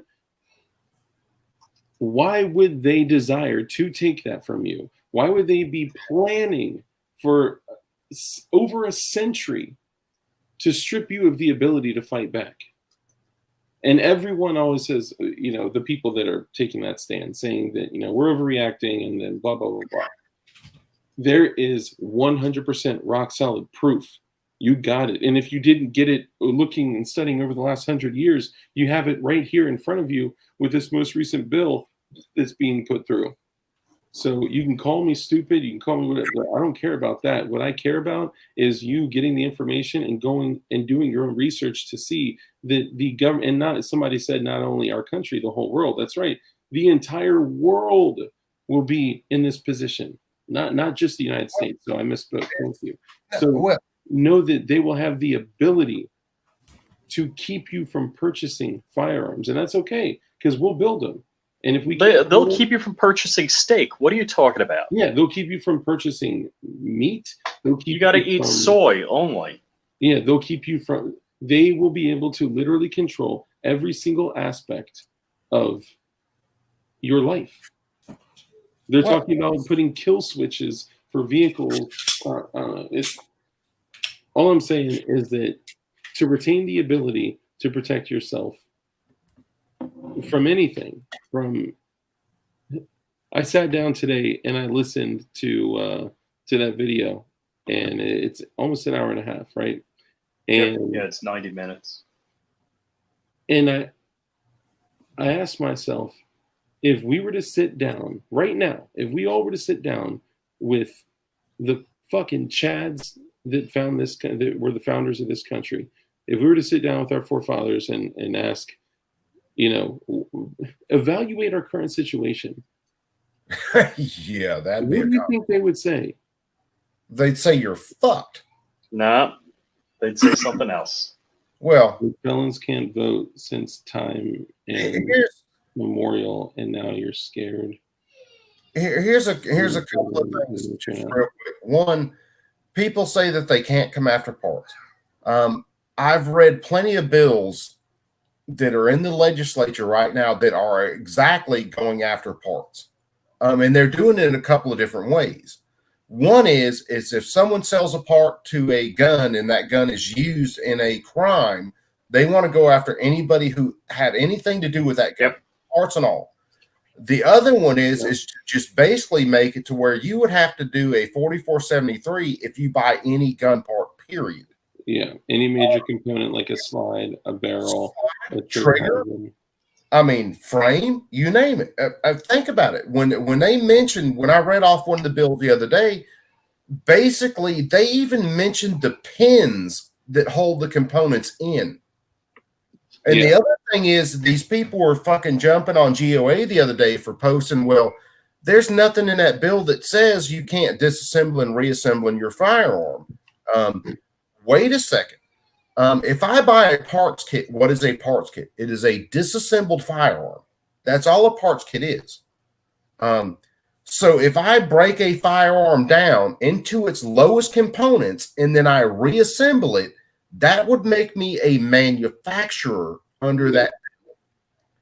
So, and people were flipping out about it. But if you read the text of the bill, if I take a frame, yada, yada, and I disassemble that frame, bring it down to the rails, push pins out, all that, and then I reassemble that, I have just manufactured a firearm according to that bill. Yeah. And people are missing that shit. What you have to understand, and I tell a lot of people, and I say it on my videos, the government ain't playing by the damn rules, kids. They don't give a damn about the rules anymore. Yeah. And they haven't for a very long time. So where you think they are constrained by this document, they're not constrained by it. If they were constrained by this document, whether it's the Bill of Rights, whether it's the Constitution, if they were constrained by that document, the 1934 NFA wouldn't exist. Right. They wouldn't be able to. If they had it their way, if they had it their way, they would completely fucking remove the Constitution, the Bill of Rights, they would. All that shit. I mean, they shit on it every time. And here's another thing, and I've said it before. All right, the Biden administration has already put more judges on federal courts and circuit courts, already put more on there than Trump did in his whole 4 years. So what do you think is going to happen when we challenge stuff in the courts? You already know. He is not putting judges on the court that respect the Constitution. And not just judges. They're putting activist judges. Yes, absolutely. If you look at the judges that he has put on there, and you can go to the Senate Judiciary website, because it's separate from Congress.gov. Go to the Senate Judiciary's website and look at how many nominations for judges that they have already confirmed, which tells you something about our Republican leadership in the Senate, because They voted for a lot of these judges. They're all the same. Yeah. Oh, absolutely. And I'll be making. I didn't get to make the calls I wanted to make today to senators and Congress people. I will be making them tomorrow. But I'll guarantee you, I will get the same platitudes and the same BS responses I got whenever I've written letters and whatever I've before. It's horrific. The replies I got back from like Senator Scott and Senator Rubio. Just if you looked at my videos from when I went through and I wrote the letters to my Congress people, and then going through the responses that they gave me, my state people and my federal people, they're just blowing you off. It's a form letter, and all they do is throw your name in it and throw one little thing in it, and they expect that's going to shut you up, which is why Tommy Tuberville can kiss my roll rusty ass until he actually hit me up on Facebook one time. I posted something about it. He posted some BS thing about something doesn't mean shit. And I was like, well, why don't you do something about the ATF and all their BS? And he was like, well, we can walk and chew bubble gum at the same time. And it was a little bit later after the ATF did some of their stuff, I think, with wasn't Diversified Machine, it was someone else. And I was like, well, gee, they did this. Were you too busy chewing bubble gum to address that shit at the time? Because I really want to know. And obviously he didn't get back to me after that. Well, all of their responses are all canned. They're all canned. Nobody. But and that's so I said, like, I don't call senators, Congress people, and all that, and that's just like a personal thing, right? So I'm not telling anybody what to do or what not to do, but I understand where you're going. Like, I would still fight and die for your right to be able to do that. You know what I mean? Oh, I wrote Tommy Tuberville in the after he sent me that canned ass response. The next letter I wrote him, I was like, look, I've got a small YouTube channel. No one really follows me, but I will use that YouTube channel to tell everybody to not vote for your ass. And if one person gets it and they spread it, maybe it makes more people. Maybe, you know what? After tonight, maybe you do have a YouTube channel after tonight. Maybe with 71 people in here right now, maybe a lot of you guys could go over to C&T Designs and Arms and sub to his channel. Yeah. Just take you a lot of Xanax before you get there, and maybe some Motrin, because it's going to be a damn headache with the shit that I cover. But yeah, it's one of those things that, and like you said, Dark, us and what you call the freedom community, we get this shit. We've seen it. We watch it. But how do we wake up all the normies out there who don't pay attention to this shit? So that's an excellent question. And that is exactly what I think the Tactical Toolbox video, that type of format and information, can be used for. I think that it's laid out in a way that isn't too abrasive. I think it's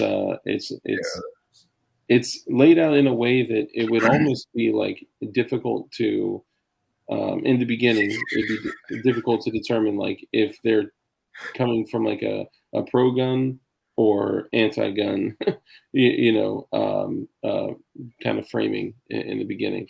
Hold on, I saw something.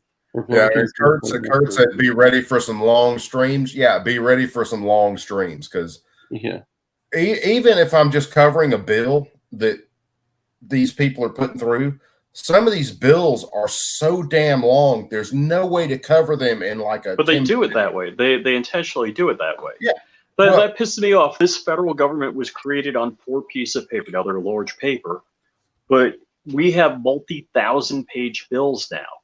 That's crazy. If it was up to me, if I ever went to Congress, God knows that would be a cold day in hell. One of the first bills I would pass is every bill has to be a single page. You have to get to the point in a single page, otherwise that bill doesn't get passed. The other bill would be you get paid the median salary of whatever area you represent. So if you want a damn pay raise, you get your people a pay raise. You don't get to live outside of your district. You are living in the poorest part of your district, period. If the poorest part of your district is the projects, guess where you get to live? In the fucking projects, because those are the people that need the most help, and your fucking ass needs to be there.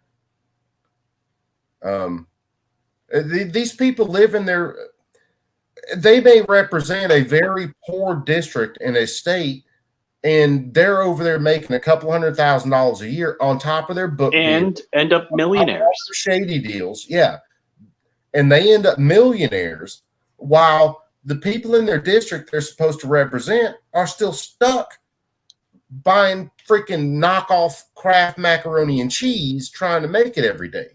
Yep. That's not the way this country was supposed to freaking work. Dude, it's so bad at this point. I had I've given up on my belief. It doesn't matter who we elect on either side. It doesn't matter. Now, I will say that yes, some administrations make our lives a little bit easier for certain things. Yeah, right? Like I get that, but like cut your dick off and turn in your guns. Yeah. I can't see it. Hold on. It says, this is Timmy digging a hole to bury his Daisy air rifle so the commie libs can't come and take it. Timmy ain't turning in shit. Hey, look, if it's time to bury him, it's time to dig him up. So we actually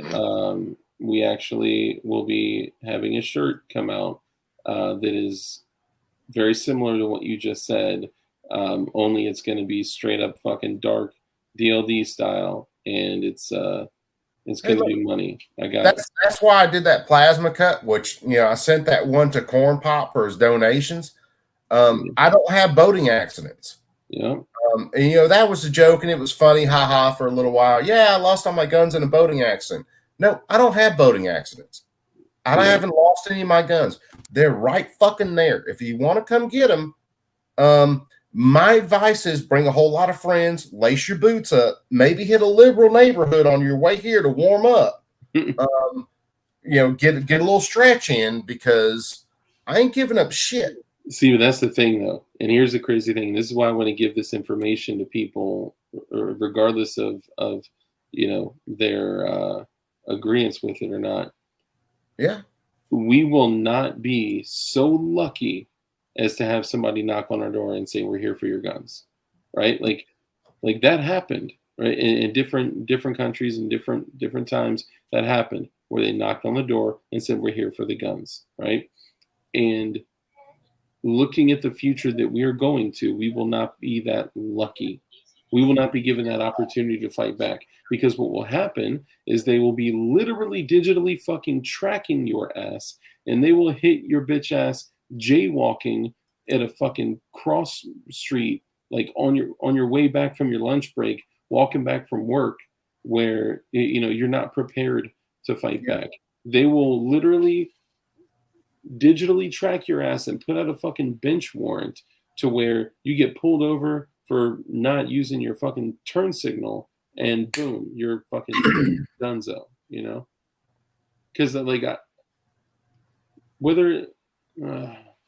okay, let's say I got tax stamps, right?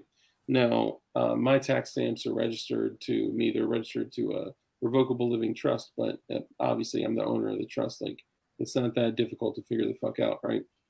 So let's say that, they're monitoring my digital currency and my digital carbon score and my digital fucking CSR and ESG and all this shit.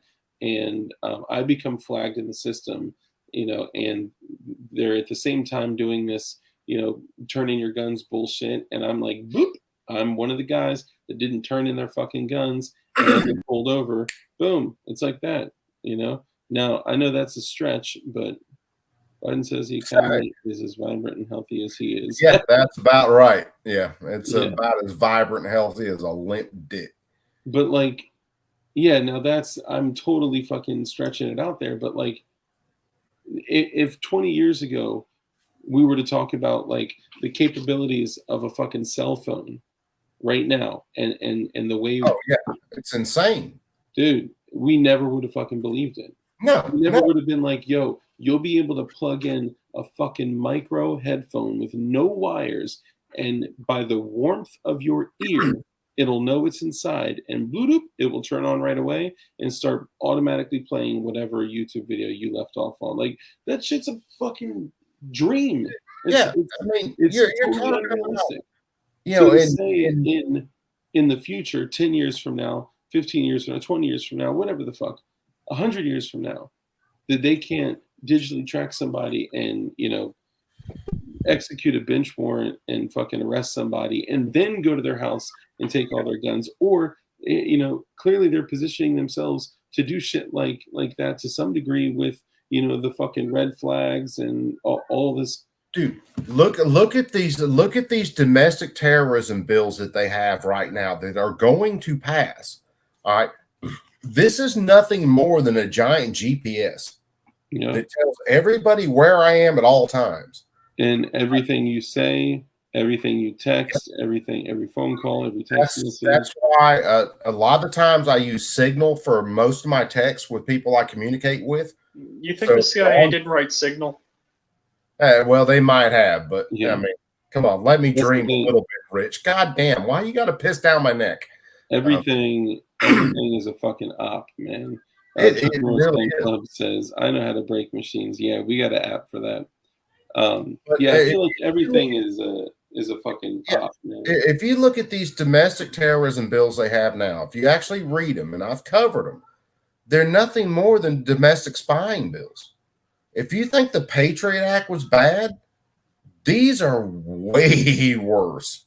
These leave the Patriot Act in the dust.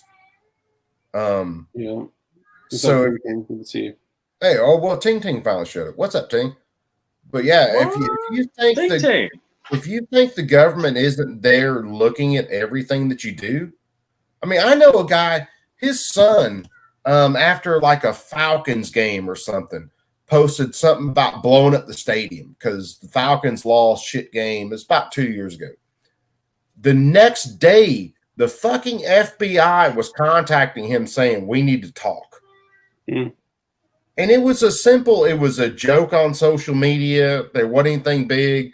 And Fred was telling me about it the next day and was like, yeah, man, they called me. And I was like, oh, well, shit. Son's going down to the police station because, he posted something on social media. And have you heard about the social media Sentinel system, the AI program? No, I haven't. So that's another thing that he hit in the video.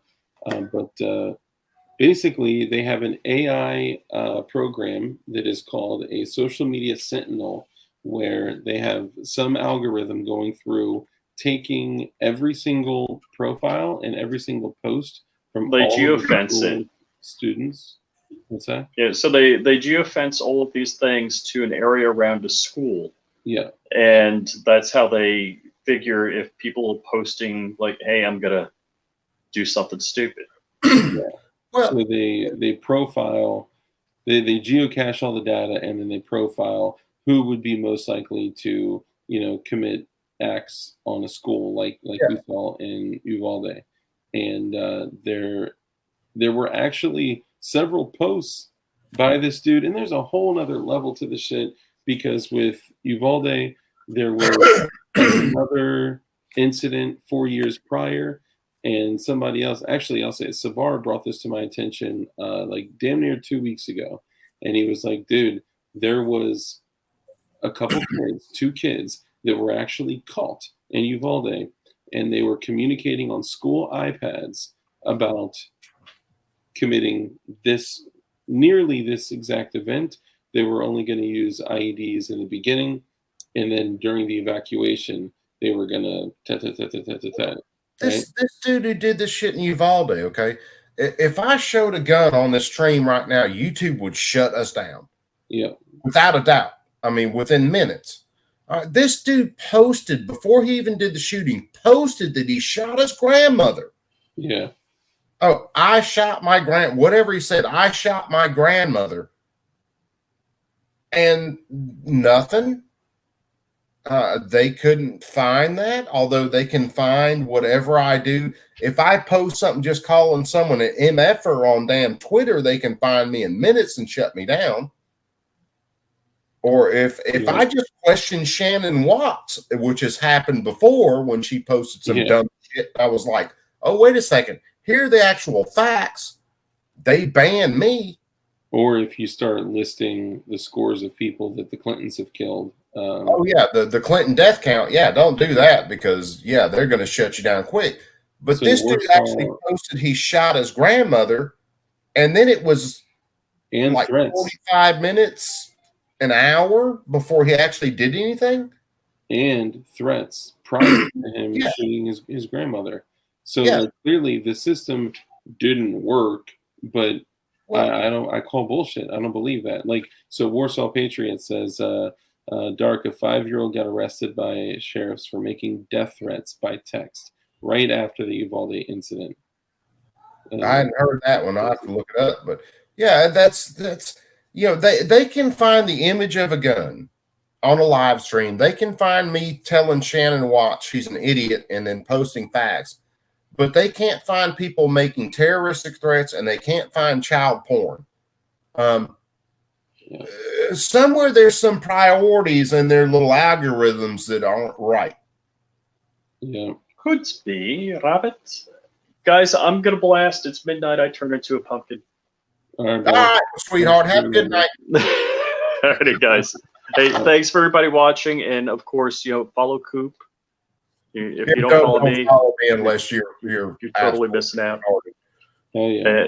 And thanks to everybody out there. A lot of good people out there. I appreciate you all. Oh yeah, thanks, man. Yeah, man. So looking at everything that we're potentially going to be dealing with in the future, doesn't seem like that bright of a future. And that's why I'm bringing this to all y'all's attention, so you guys can at least prepare to whatever level you can, right? And even let's remove all of this shit. Let's remove everything, okay? And let's say, hey, guys, it is highly likely that you are going to be dealing with a food shortage unlike anything our country has seen in the last century. So it's imperative that you get your water, your food, your shelter, and your security down pat. Yep. That would at least be one thing that you could do that can make an impact on your survival. And even if there's just a blackout, if there's a hurricane, if there's a tornado, if there's whatever the fuck it is, wouldn't it be better to make sure that you are prepared for doing this shit? I mean, there's no other fucking reason. Like, look what Rich said.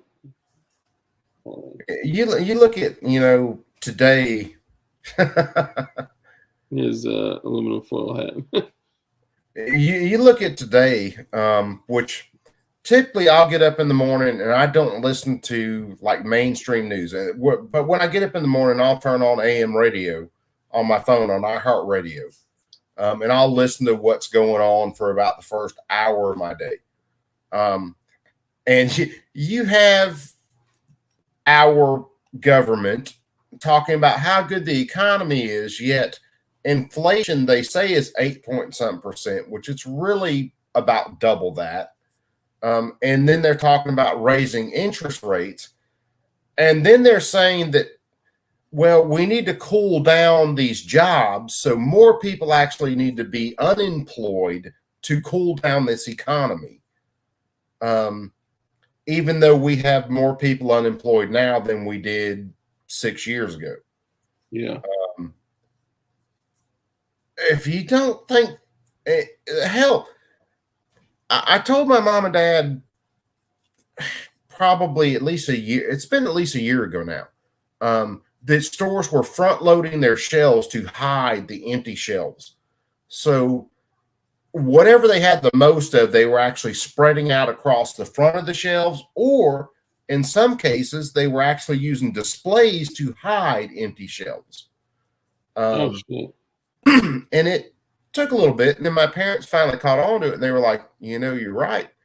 Now it's getting to where stores I could go to 2 years ago, and be able to get basically anything I needed. I go there now. I'll be lucky if I can get fucking bread. Well, and most people don't currently have that problem, or a lot of people that I talk to don't currently have that problem. And I think that that's one of the things that's camouflaging this, that's keeping us in this like everything is okay world, and it's not. Like, No, everything ain't okay. so this actually so Jason says water is something people take for granted. Plenty of people have food prepped, not enough water. Yeah. Absolutely. And if you do need to do things that are like, you know, where you're physically exerting yourself on a consistent basis, you're absolutely going to need more water. And yeah, water is one of the biggest things overlooked, because right now, and this is kind of what I was touching on with, because people have it in their minds that they can just go to the store and get food. They can just go to X, Y, and Z. They can order shit, get it to their doorstep in 24 hours or less, whatever. It's giving them this like false sense of security, this, you know, this fucking security net where they think that everything is okay. The moment that that is gone, what would your life look like? The moment that you can't order shit and have it sent to your door in 12 hours or less, 24 hours or less, what would your life look like? We have this false security blanket draped over us, and we're told that everything is okay, and it's fucking not. So even if it's not in your area yet, it is going to be. There's absolutely no way to maintain the way we have been. And this has been a strategic fucking play to put us where we are right now. So just please prepare as much as you can. That's all I'm going to say about that. And part of preparing is not only water and food. So get your water right, get your gardens right, get your food storage right, but know that just prepping, just loading shit up in your basement or your cellar or your fucking wherever you keep it, anything that you store is going to run out. So setting up renewable sources of water, food, that's obviously best. I'm at a point right now where I can't set up a garden of food that's big enough to be able to keep, sustain me and my family. So that's kind of more of a supplemental thing. So I'm doing the same thing. Like Ting Ting mentioned, finding where all the stray cats live, right? Like I am literally feeding wild animals, training squirrels to come to my back door to eat. I'm feeding them because one day when, I open up, I throw out little, walnuts. I open up, I throw out almonds. I throw out, whatever. And I know I heard almonds kill squirrels. Sorry, I didn't know that. Apparently they have like small microdoses of cyanide in them. So apparently I've been feeding squirrels to their death. But these squirrels that come to my back door, I give them food and I throw out little nuts, throw out Cheerios, throw out whatever. Maybe one day I'm going to open up the door with a suppressed 22 and just thunk, thunk, thunk, thunk, and that'll be food, right? So there's going to need to be like some supplementing with the garden, some supplementing with the shit that I have in storage, and I don't have enough water. I have a lot of water to the point where it is a problem in my household of my water storage because I can't catch rainwater. It's illegal for me to catch rainwater where I live. How fucking crazy is that? It is illegal for you to collect rainwater. That's fucking crazy. The fact that it's illegal for anybody to collect rainwater that falls out of the sky all over the property that you own. Like, that's nuts, man. So, y'all know how I feel about laws. Anyway, I just want you guys to prepare. That's all I'm saying. What's up, Fire Rider? Misty Wayne, good to see you. It's one of those things that, especially now, the best things you can do for yourself is one, take care of some medical, take care of some food. If you're not in a situation, the best thing me and my wife did was move out of the city. Yeah. So, we've got a little over 10.5 acres. We've got a running creek on our property.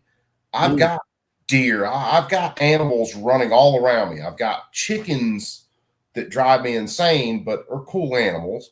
Oh yeah. Corn Pop talks about them all the time. He talks about my cock, which I've got a couple of them. I've got a few. But it's me and her decided. God, I guess we've been out here about 6 years now. That we wanted to get out of the city, and we wanted to do some things to start being a little bit more self-sufficient in case anything did go downhill. And that was before Trump even coming to office. That was, we were still dealing with Obama at that point, really. But that and the crime in the cities and stuff, it was where my folks are at, and it wasn't too far away from where I was at for years. You could sit outside all night long and you wouldn't hear gunshots.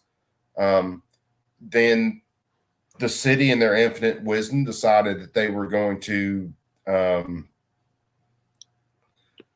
rebuild some projects, and they did a bunch of Section 8 housing and spread things around the city. So I could, if I sat outside at my mom and dad's and we were out there talking at 10 o'clock at night, I would hear gunshots. I've heard drive-bys just basically a few streets over.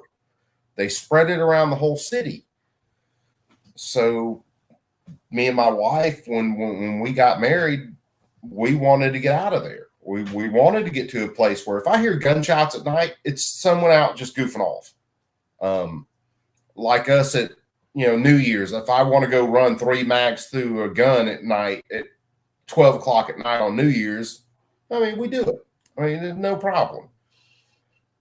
But we've taken certain things like having water, having food, having access to even learning about medicinal plants, anything like that. Learning a lot more about medical. That was one of my huge things. Yeah, that's huge.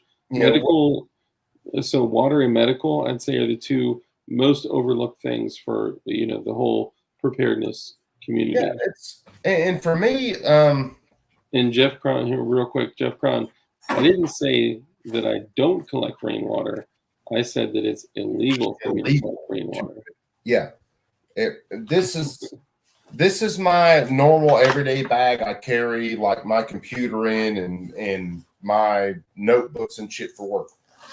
But my front pocket in this bag is a blowout kit. Nice. So if I open this up, I've got tourniquets, I've got combat gauze, I've got Israeli bandages, I've got God knows how much stuff in here. And that's, if I run up on an accident, that's something I might need. That's not just in case something happens. That might be a car accident. There's tons of reason I could need something like that. So learning about that and really, because I've had BLS, basic life-saving classes, some advanced life-saving stuff, learning about the medical end of it. If I can put holes in somebody, maybe I need to plug some holes in somebody.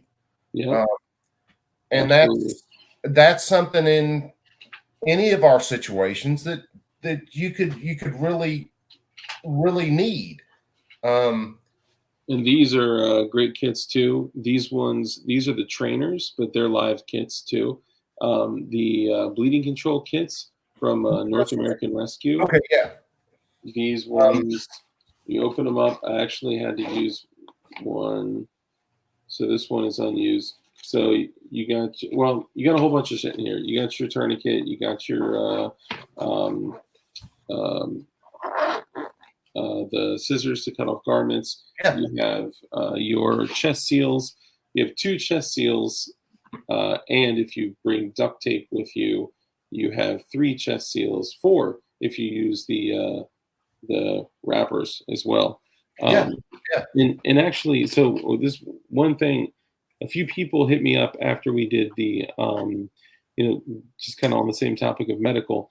If you're like out in the wilderness, which I know it's not ideal, right? But if you need to go scavenge, if you need to go, on a long trip on foot or whatever it may be, and you find yourself in the middle of fucking nowhere, then it's good to have certain skills, right? Especially with medical. And if somebody gets a big ass gash in their arm, what's the first thing people say is they're like, oh, you need to get a suture kit. You need to be able to like sew somebody's arm closed. And a couple times on stream, I showed people that there's actually a way that you can do non-invasive stitches where you can basically simulate stitches in a wound, how to irrigate it, how to clean it, how to seal it without breaking the skin, causing that's more risk for infection. It's more risk for, obviously like scarring and shit like that, but who cares about scarring? In the boog, scars are cool in the boog, okay? Fuck yeah.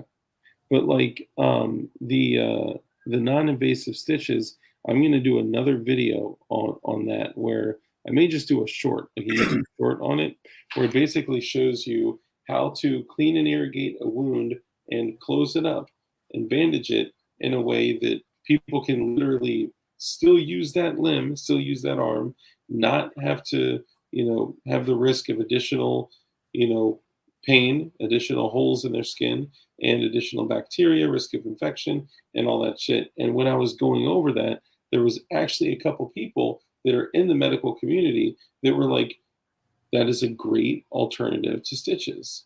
Yeah. Right? And it still keeps it clean and whatnot. So there's a lot of shit that you can do that like we don't typically think about for preparedness.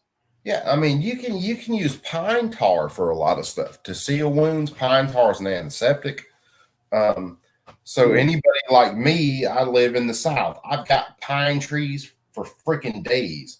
That annoying ass pine sap, that's a pretty useful product if you learn a little bit about it. It's also highly flammable. Yeah. So if you need to start a fire, you can use some of the old dried up sappy wood. We call it fat lighter. What do you call it? Fat lighter. Okay, so I've heard people call it top knot. Yeah, I've heard it called top knot too. Okay, yeah. Apparently, if you not setting it below a fire to start it, setting it above a fire to start it, and then add on top of it, I guess the flammable sap. Those oils, that sap will melt and start to burn off. When it does, it just basically soaks everything. So Ron Wayne says Flex Seal.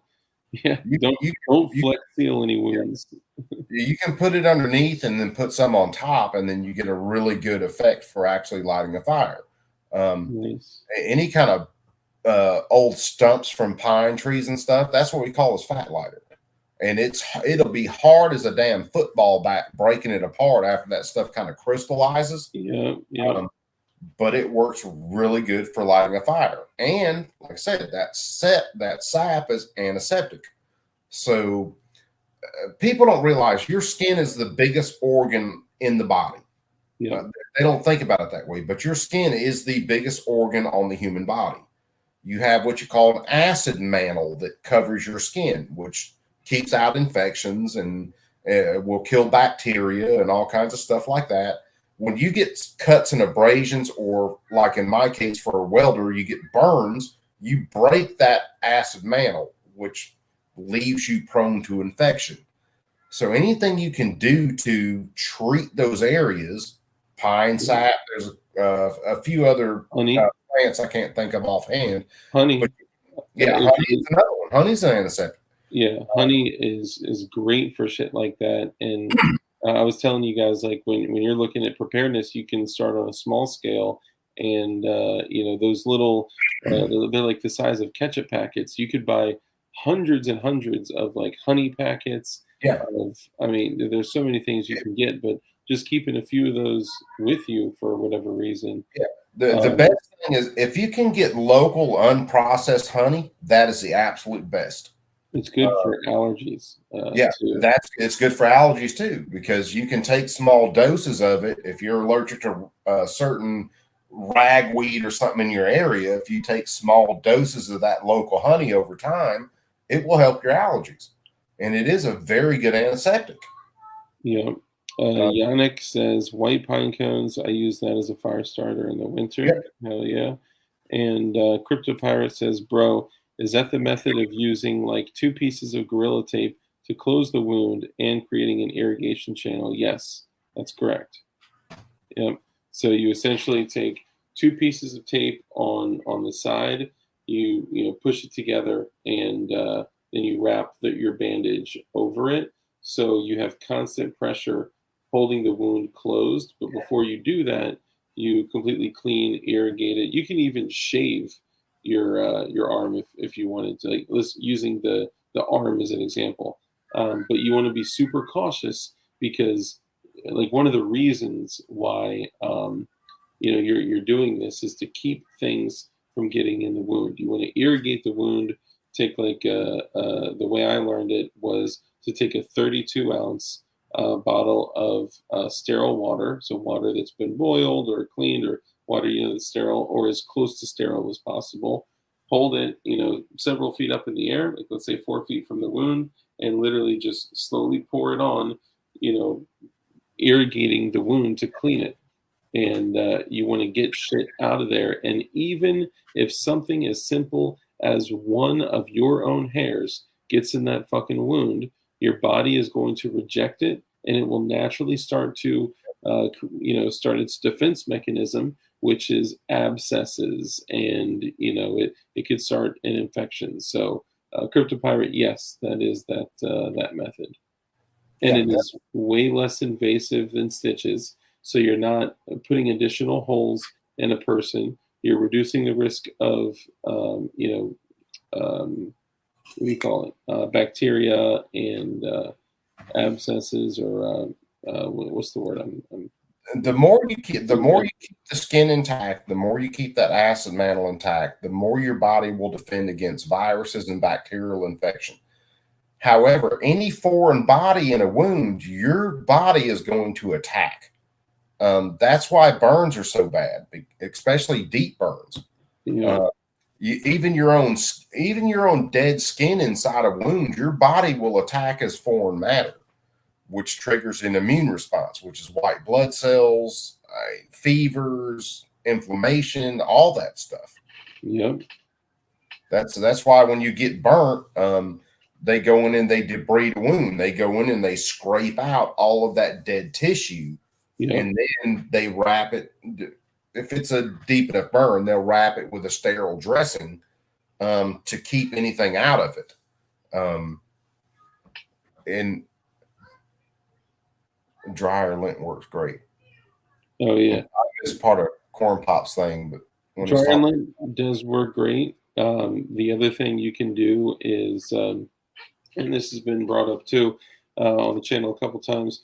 If you take a piece of aluminum foil, like 6 inches by 6 inches, we all know that cotton balls with Vaseline are like miniature stoves, right? Yeah. Like if you take a cotton ball and just glob Vaseline all over that shit, it's petrol, and it will hold a flame for literally for hours.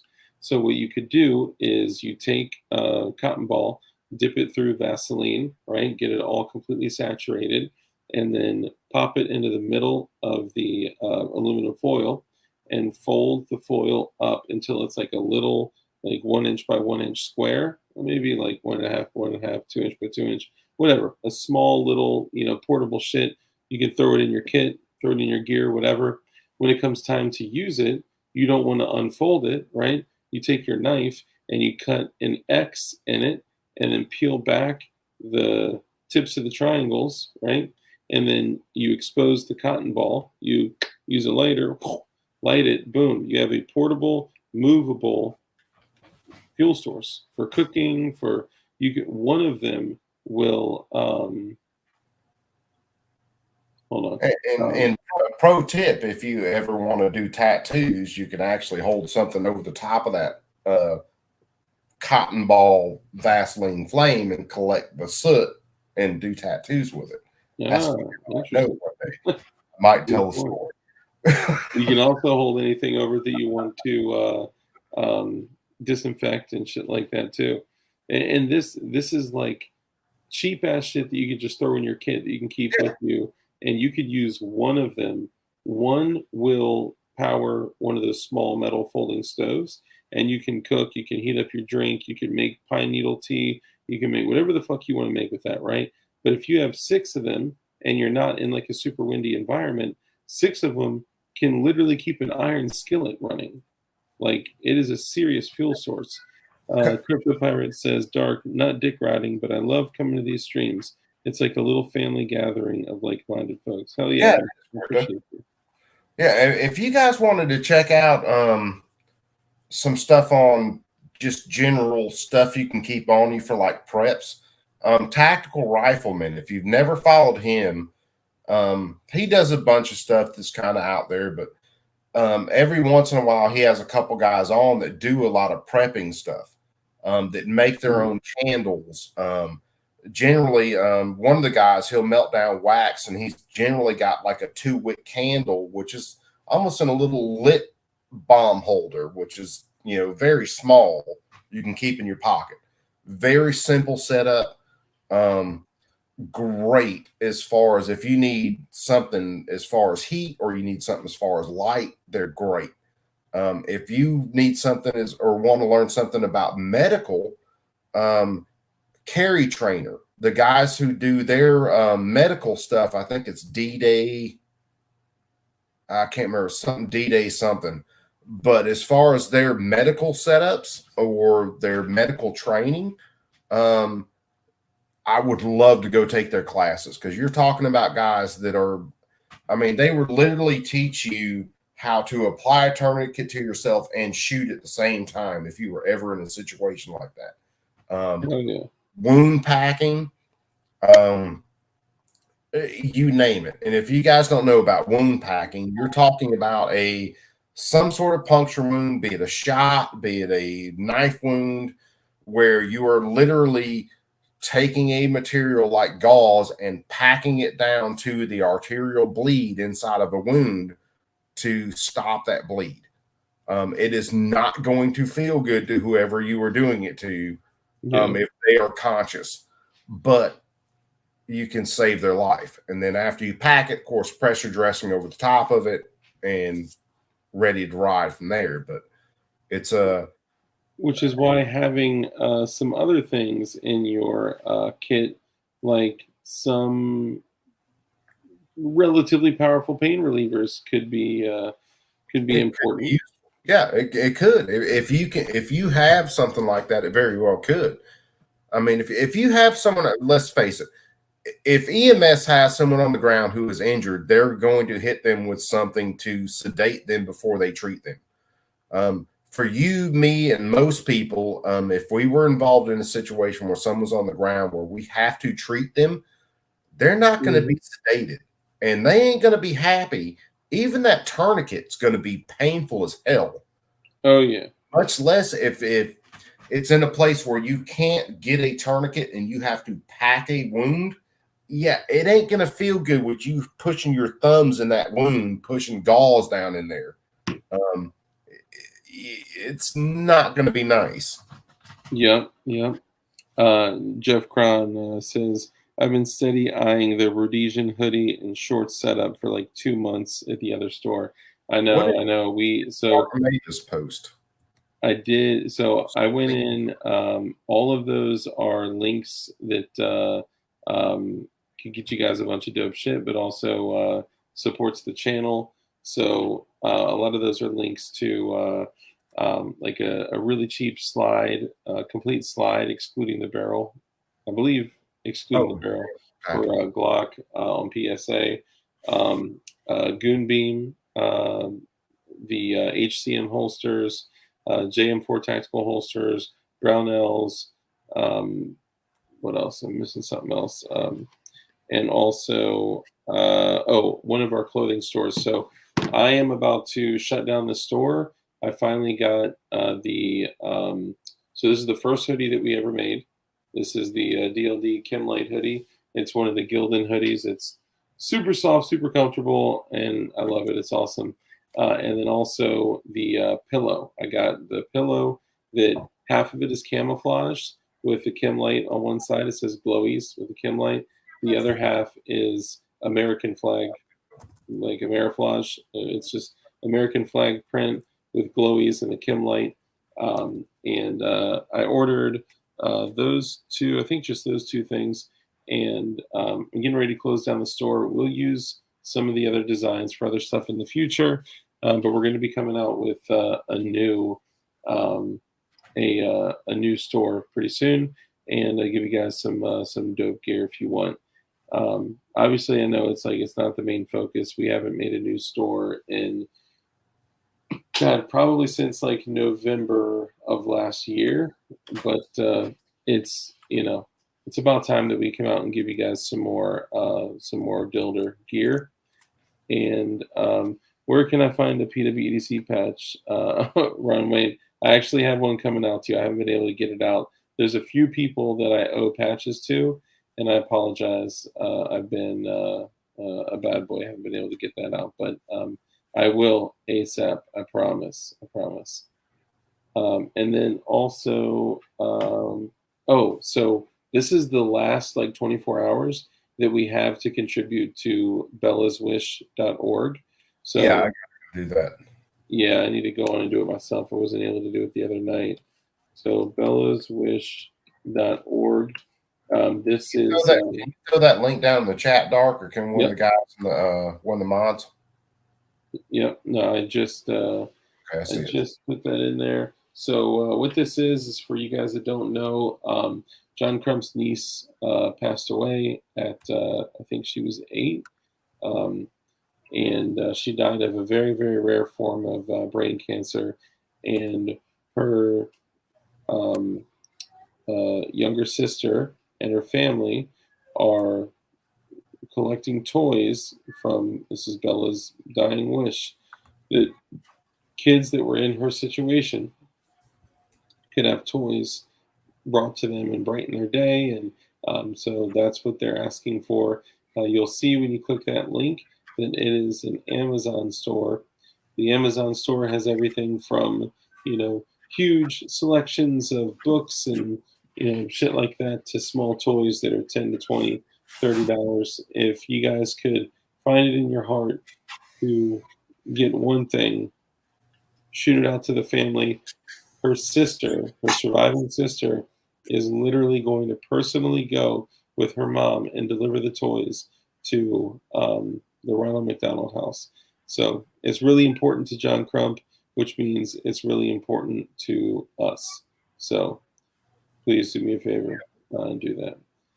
Dark, not to mention about Warren Paint Job. Oh yeah, just send me whatever. Well, and actually, now that I'm thinking of it, you probably only have like 50 something days to send me something and to get it painted and get it back to you, because of this new bullshit rule change. Any 80%er is going to be a firearm. So we need to. You guys, I try to do it in a lot of chats, of whether it's, I don't know, whoever I follow.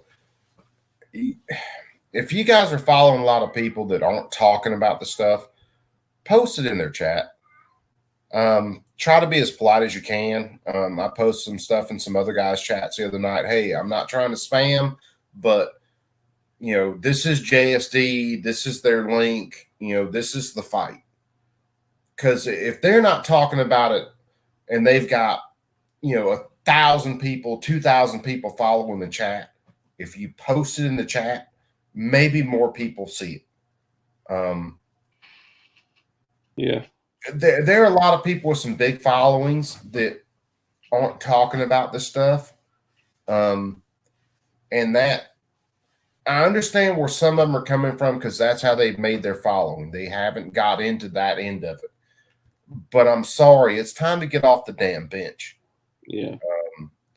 Because if this stuff comes through, these guys that have made their living off of certain guns, off of doing certain things, it's going to be illegal.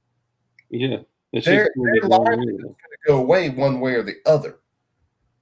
So, you know, throw a super chat at some, if you're not throwing some money towards JSD or CRS and what he's still got going on, if you're not throwing some money at them and you throw a $2 super chat at somebody and say, hey, JSD, yada yada, fight, whatever, Yeah. throw it at him. I've done it in Ricada Law stream and got some, actually got him, because Ricada Law, which God knows how many followers he's got now, which is millions, he reads every chat or every super chat. So I did it when CRS first started out. Matter of fact, me and Gun Doctor did it the same night. That's one of the ways me and Gun Doctor actually started talking a little bit, is because we did it the same night in the same chat. Talking about CRS and him being arrested, and then Nick went through, he actually pulled everything up and actually went through what was being talked about, and Nick like to lost his shit because he was like, this guy's being arrested for what? He's being charged for what? Yeah, and this guy has hundreds of thousands or millions of followers. Get the word out, if nothing else. I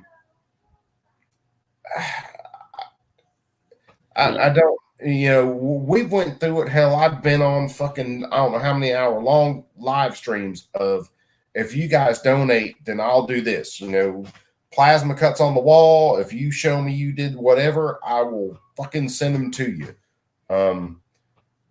And some of the time it would be easier for me to donate the money right to JSD, but if I could donate, or if someone donates $75, but I've only got $30 worth of shipping, well, that's $40 more going to JSD is the way I look at it. Yeah. I mean, that's, if let's say you can donate, $5-10, right?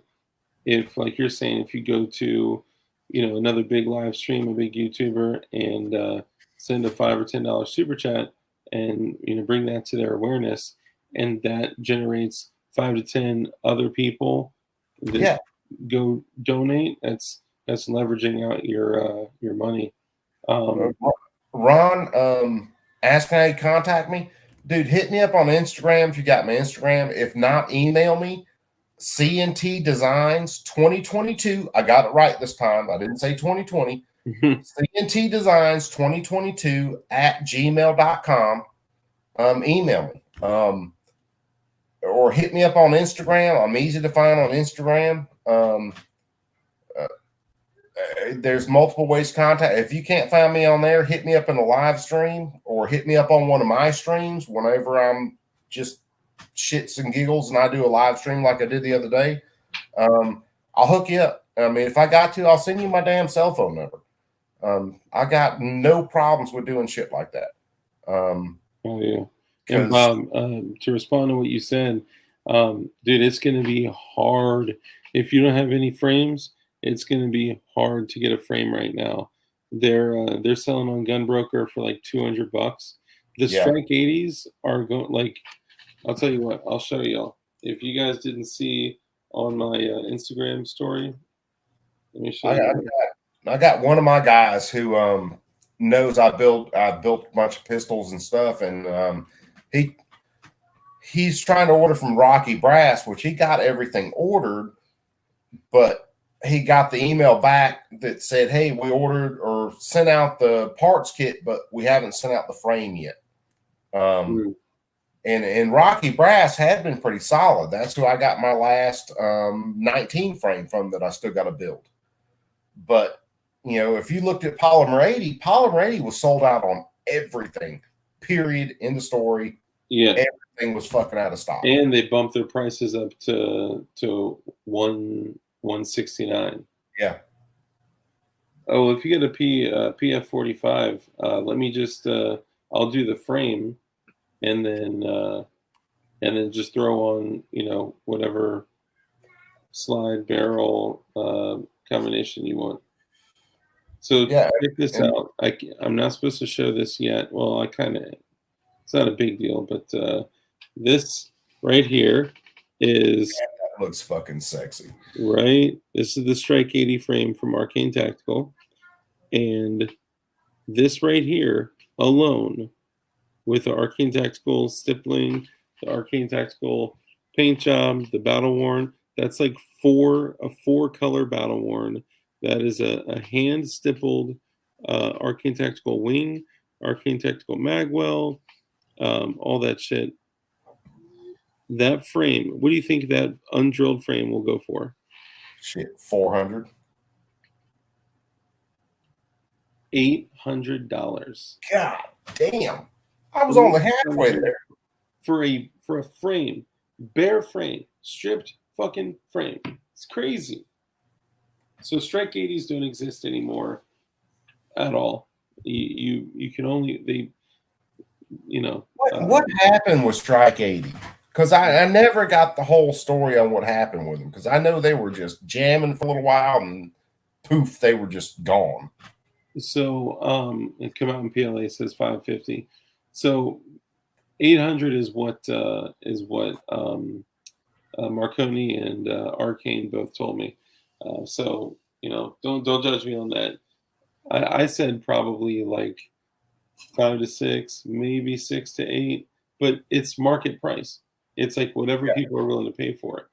So for me, like having a blue glowy battle worn setup, like that's to me that's important. And look at this shit. Hold on. So now I'm gonna show it off to you. Hold on. You and your blue glowies. Damn, that thing looks fucking good, dude. That battle finish looks amazing.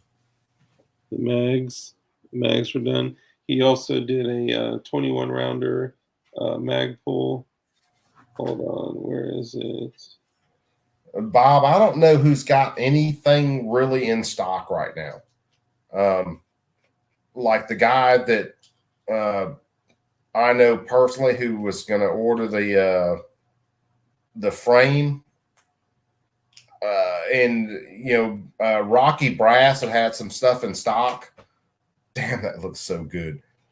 Rocky Brass, Rocky Brass that had everything in stock for a little while.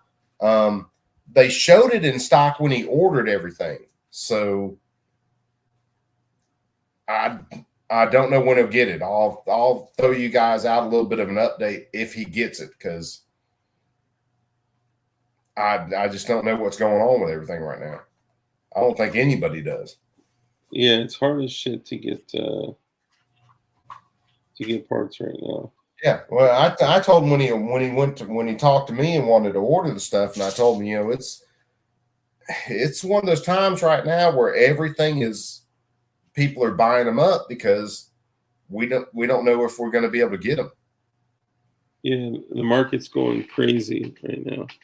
I love that freaking fluted barrel. Isn't that shit crazy? That shit is nuts. Yeah, barrel's fucking nuts, man. I told him, I was like, bro, if I'm gonna get a Marconi slide, then I'm gonna get that freaking spiral fluted barrel, because that shit is just straight fire. Yeah, I saw one of your posts about it earlier. Man, that thing looks. It looks so sick in there. Oh yeah, it does. Boom. Yeah, I'm stoked about that shit. It's like I gotta find the joy in the small shit like that, because if I allow what is really going on in the world to just drag me the fuck down, I'm gonna go fucking crazy. Oh, yeah. And I don't mean going crazy like I would never do that power crazy, but yeah, I'm just using the word as a term. I don't mean actually going crazy. No, but it'll bring you down if you're paying attention to things right now, and you understand the reality of what's happening. It will affect you, dude. Safe line. I would totally take you up on that shit, brother. Sorry. No, you're good. I need some parts right now. I got parts. I can't even finish these fucking builds.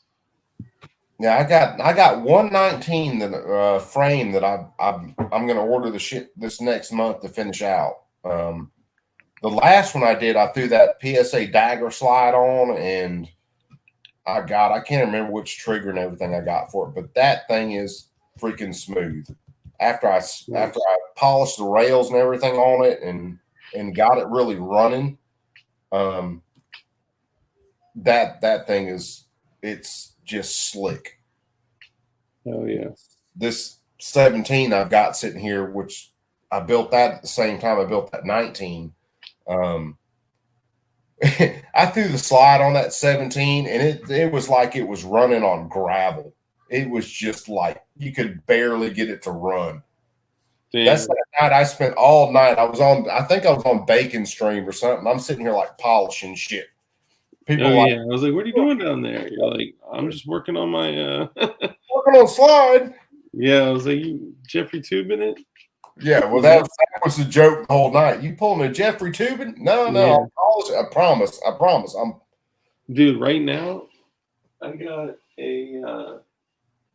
I can't really show it, but I got another strike that the slide lock is defective.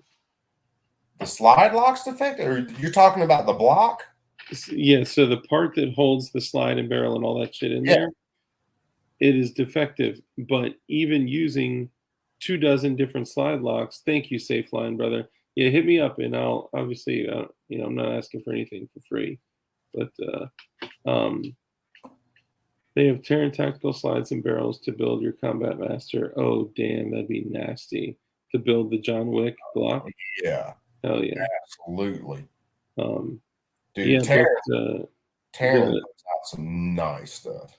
Yeah, but the fuck, what was I saying? The slide barrel block. Yeah. So I tried literally over a dozen different slide locks. I think, and this is crazy, I think that something is just slightly out of spec with the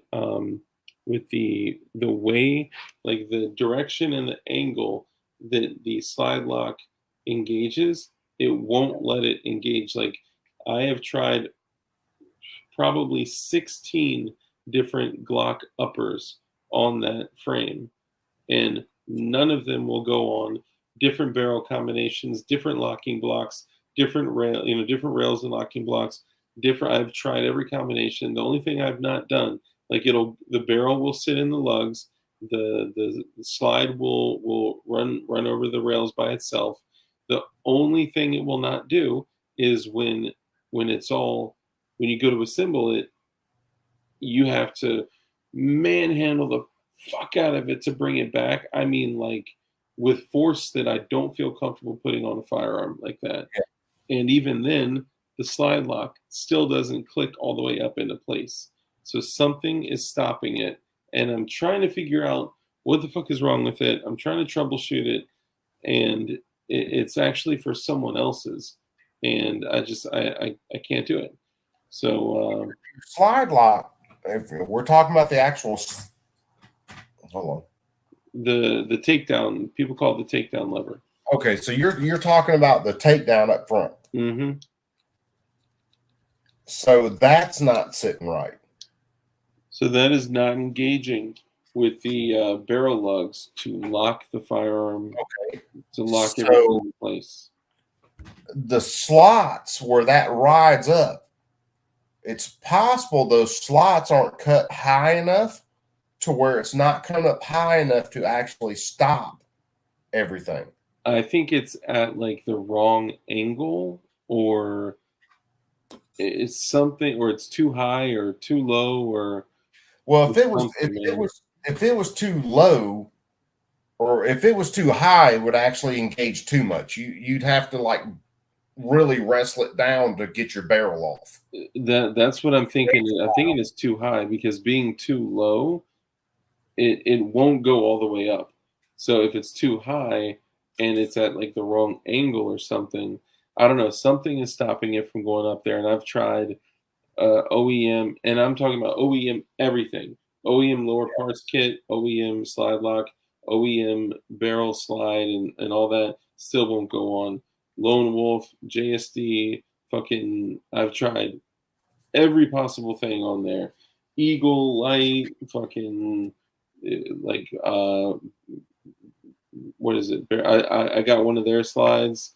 I got I mean, I've tried everything on it, man. I just cannot do it. And the only thing that I've been able to narrow it down to, because originally I thought it was the rails, because there were some Strike 80 frames where the rails were out of spec.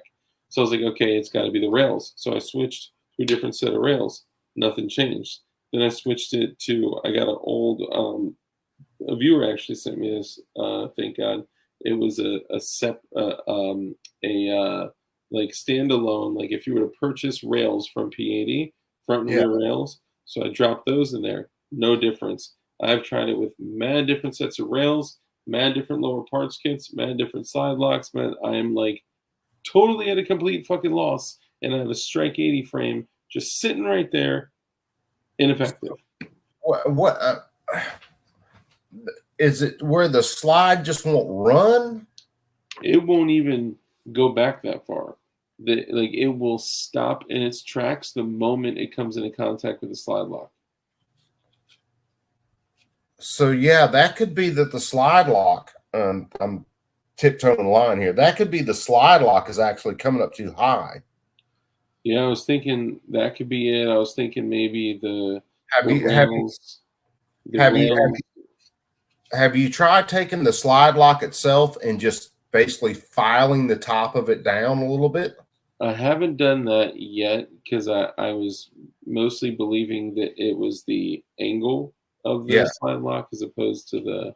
But then I held it right next to a P80. So I had the Strike 80, a P80, and then a factory Glock frame, and they all look exactly the freaking same. It's whatever it is like a micro freaking percent. It doesn't have to be, but like a half a millimeter. Yeah, I would try if you got a slide lock you don't give a shit about. I would try filing it down just to give it a little bit more clearance. Try filing it down and then see whether it'll run. Because it could be that slide lock's actually coming up too high. And if it's coming up too high in the frame, then you're going to be grinding on it the whole damn way. Yeah. Chuck Norris, this is a great point. The slide lock was not backwards, but that is a common issue. A lot of people don't know that there is a ledge that is supposed to be facing the rear side. Find that. Yeah. I also had to find out the last 19 I built. I had no idea that the spring that actually holds your slide lock in place, or the locking block, was different from a 17 and a 19. So I was having all sorts of fucking trouble when I put that gun together. I'd run the slide and it would bend the damn spring down. Yeah. And then my slide or my block would just fall out of the damn gun. Yeah. Because I hadn't built many of them. So I didn't realize that was different from a 19 to a 17. Yeah. So I actually just ended up trimming everything down until it ran.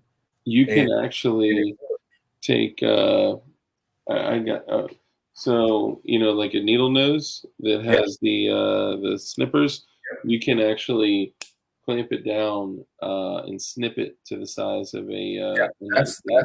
That's what I ended up doing. Yeah. Because I just be careful, because when you snip it, it bends the end like the tiniest little bit. Yeah. So put it back under the flat side and just put it under and just freaking squeeze the piss out of that thing. That's what I ended up doing. Yeah. And I clipped it and I'd try it and clip it and tried it until I got it to where my block came up and engaged just like it should, but that spring was out of the way to where you could run the slide and it wasn't just jacking that spring up. Yeah. But I didn't have any idea because I'd never really built too many P80s. I built the first 17 that I built, I got from Rocky Brass, and I think I got the slide and the barrel from either Rocky Brass or Optics Planet. That thing ran smooth as butter from the time I put it together. No issues. Yeah. And then when I built the 17 and the 19 that I just built, I had all sorts of issues. There were all sorts of screwy little funky issues that I had to deal with. So I learned a ton from those. It was great to have those issues because I learned from them. Oh, and yeah. that's ultimately what I want to do is I want to learn how to do these. Dude, And then it is every single one of them is different. Each one is a learning experience. Like I've been through, dozens, and it's like, so many different issues with different ones, and they're all most of them. I would say 99% of the problems that we have with P80s are in the rails being out of spec. And if the rails are out of spec and our pinholes are out of spec just slightly, like ever so slightly, it doesn't have to be much at all. we kind of we force down the rear rail to force the pin in there, and then we hold it down. Then the tension is off. Then your trigger is canted, and it takes 12 pounds to pull the trigger. And Dude, it's like building AKs. The original tools that I built to build an AK, I based off of like the Toff Tools design. Yeah. And one of the AKs that I built, instead of using the regular setup for the Toff Tools, I actually used it in my press because I had a press by then. Well, it bent the bottom of the receiver down just a little bit, just enough to where the bolt was overriding the rounds in the magazine, wasn't stripping them like it should. Mm. And it was driving me nuts for a second. I was like, what the hell's going on? And then I thought about it and I looked at it, and then it was like, okay, I see the bottom of the receivers bent down just enough to where that was causing that override. Mm-hmm. So it was like I took a hammer, knocked the receiver back in place, rocked the mag in, put it out the back window, ran like 8 rounds through it real quick, and was like, okay, yeah, I got it. I just learned something new. That was before I bought my AK builder tools. Once I bought the AK builder tools, which all work with the press, I mean, it's all gravy from there. I won't say it's foolproof, but it goes together a lot damn smoother. You know how it is. The better tools you have, the easier it goes together. And that was the way that went. But you are talking to a guy that builds every P80 with a razor blade. Yeah, well, how much blood did you leave on that SIG? Oh man, that's I opened myself up a few times on that SIG, but it was worth it. Yeah, I still have to get the jig for it. I've got them up. I got the jig, man. Sitting right there. I'm gonna try to work from if JSD. If something happens and they don't get to where I can order one from them, then I'll get with you and we'll do some whatever, and I'll end up getting it from you. But if I can get it from JSD, I'm gonna get it from JSD just because. I mean, let's face it. Anytime I can put money in Jordan's pocket or JSD, that's what I'm gonna do because people don't understand how much Jordan is fighting for our rights. Oh, yeah. Unless you're paying attention, you don't understand that shit. And Jordan said he'll come on if I do a show. Jordan said he'd come on, and eventually I'm going to do it.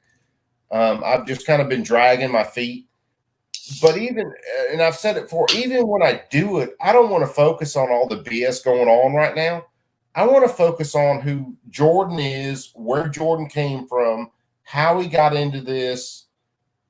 I want to get to know the dude better. All the stuff going on now, that's going to wash itself out one way or the other. Mm-hmm. I think Jordan's a cool cat, man. I just want to learn a little bit more about him. Yeah, he's cool as shit. He's all about, proliferating the signal and freedom and independence, and that's you gotta love a man that does that. So Tech says, shout out to all the ones who got Bakelite mags before they were $100 a pop. So check this shit out.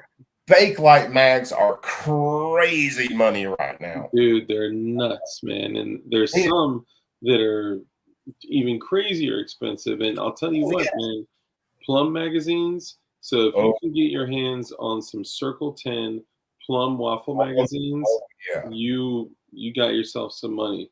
Well, I came across, because I have a Chrome and Plum Draco AK, and I threw the Arsenal K-Var Plum furniture on it, and then because I have to have 5 American-made parts, being that it's a pistol. Yeah, 922 compliant, man. Yep.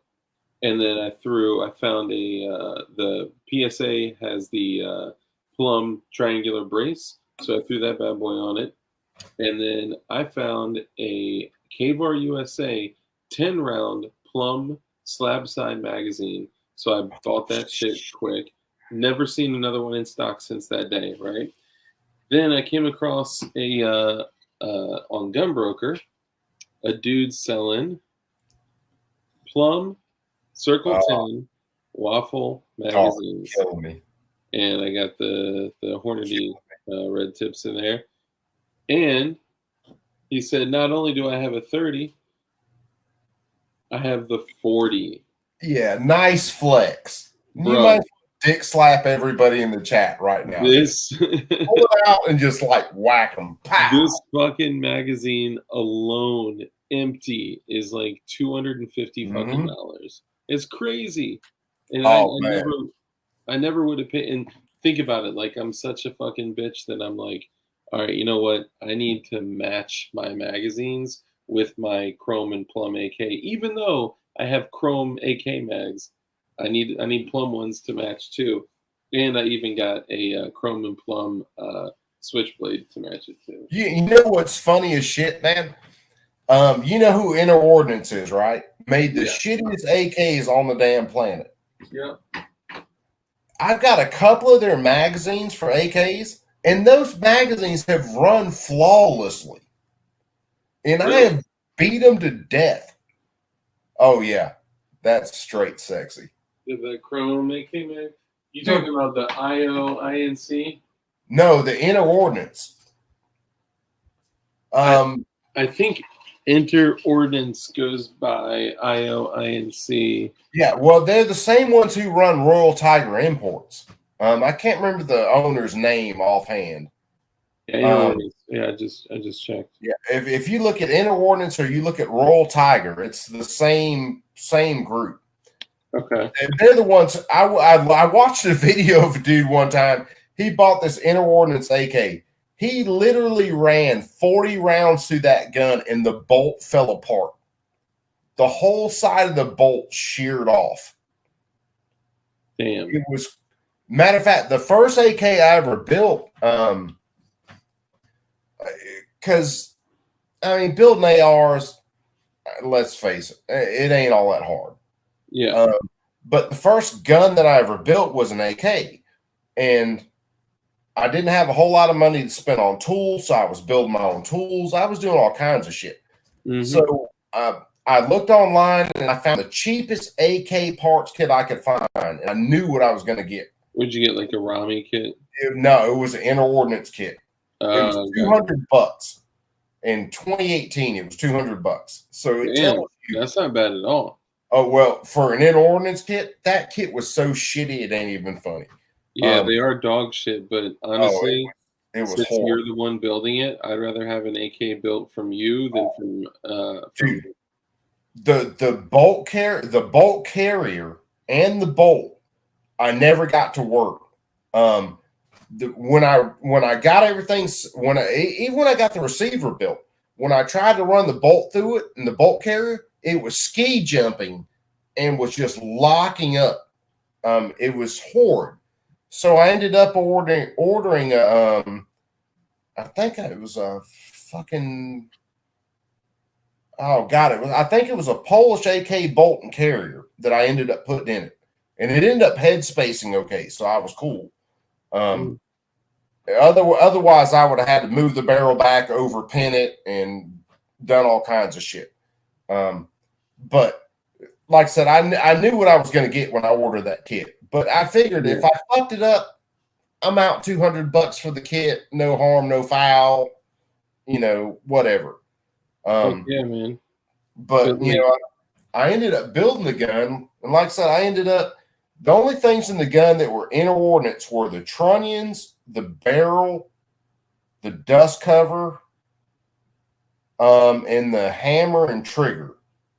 Because I ordered that Polish bolt and carrier, and something else. Anyway, I got the gun, and I got it to run, and it ran 1,000 rounds at least before I rebuilt it into. I replaced the front trunnion, did all kinds of shit. Yeah, that's the good thing about it is that so I just pulled up a picture of the Chrome AK. I'm going to show you guys. But got a flex.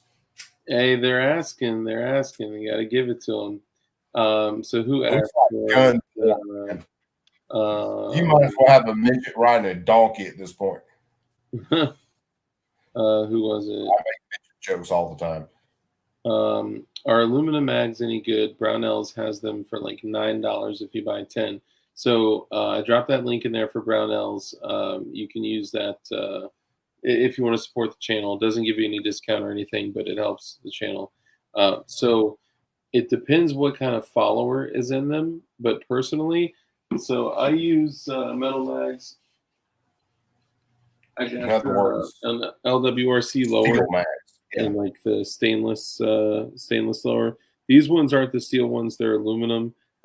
They do make steel ones. This is the Duramag. Duramag makes steel ones, but I just rock the aluminum. But it depends what follower is in here. But here's what I learned: if you have any type of USGI aluminum mag or steel mag that has like the standard, cuts inside. Like the old ass like green follower mags, if you can get those for like $5, $10, $12, whatever dollars, whatever you find them for, you can get the Magpul USGI anti-tilt follower. Yeah, the follower. You can replace them. They're yellow followers. You can also get the Duramag orange ones. And they will take any. I got magazines from the 60s, from the fucking 60s. The anodizing is so old on them, the mags are turning gold. So that's like how freaking old they are. I popped out the old ass anti-tilt followers. If they're green followers, they're dog shit, but it's okay. You can still get them because all you need to do is fucking pop that bitch open, take them out, take out the follower. Put in the updated anti-tilt follower from Magpul or Duramag, wherever you get them from, and then you literally have a mag that is as reliable as a PMag, but it's aluminum, so it's gonna, hold up to the elements a little bit better and longer. Some may say, yes, the followers are garbage if they are green. Absolutely. 5 plastic sealed for $200. I don't know what you're referring to. 3 choices. One DSA had 30s for an FAL. Oh hell yeah, those 30 rounder AR FAL mags are difficult to come by. What's up, Chamber Defense? I can confirm I have some for myself. Hold on, where we go? New spring and new anti-tilt followers, and got about 40 of them. Hell yeah, man. That's good to go. That's the way to go. I got super cheap old ass aluminum mags that are like 50 years old, and I just updated the spring and follower, and they're spring and follower, and boom, they're running literally just like a brand new fucking magazine.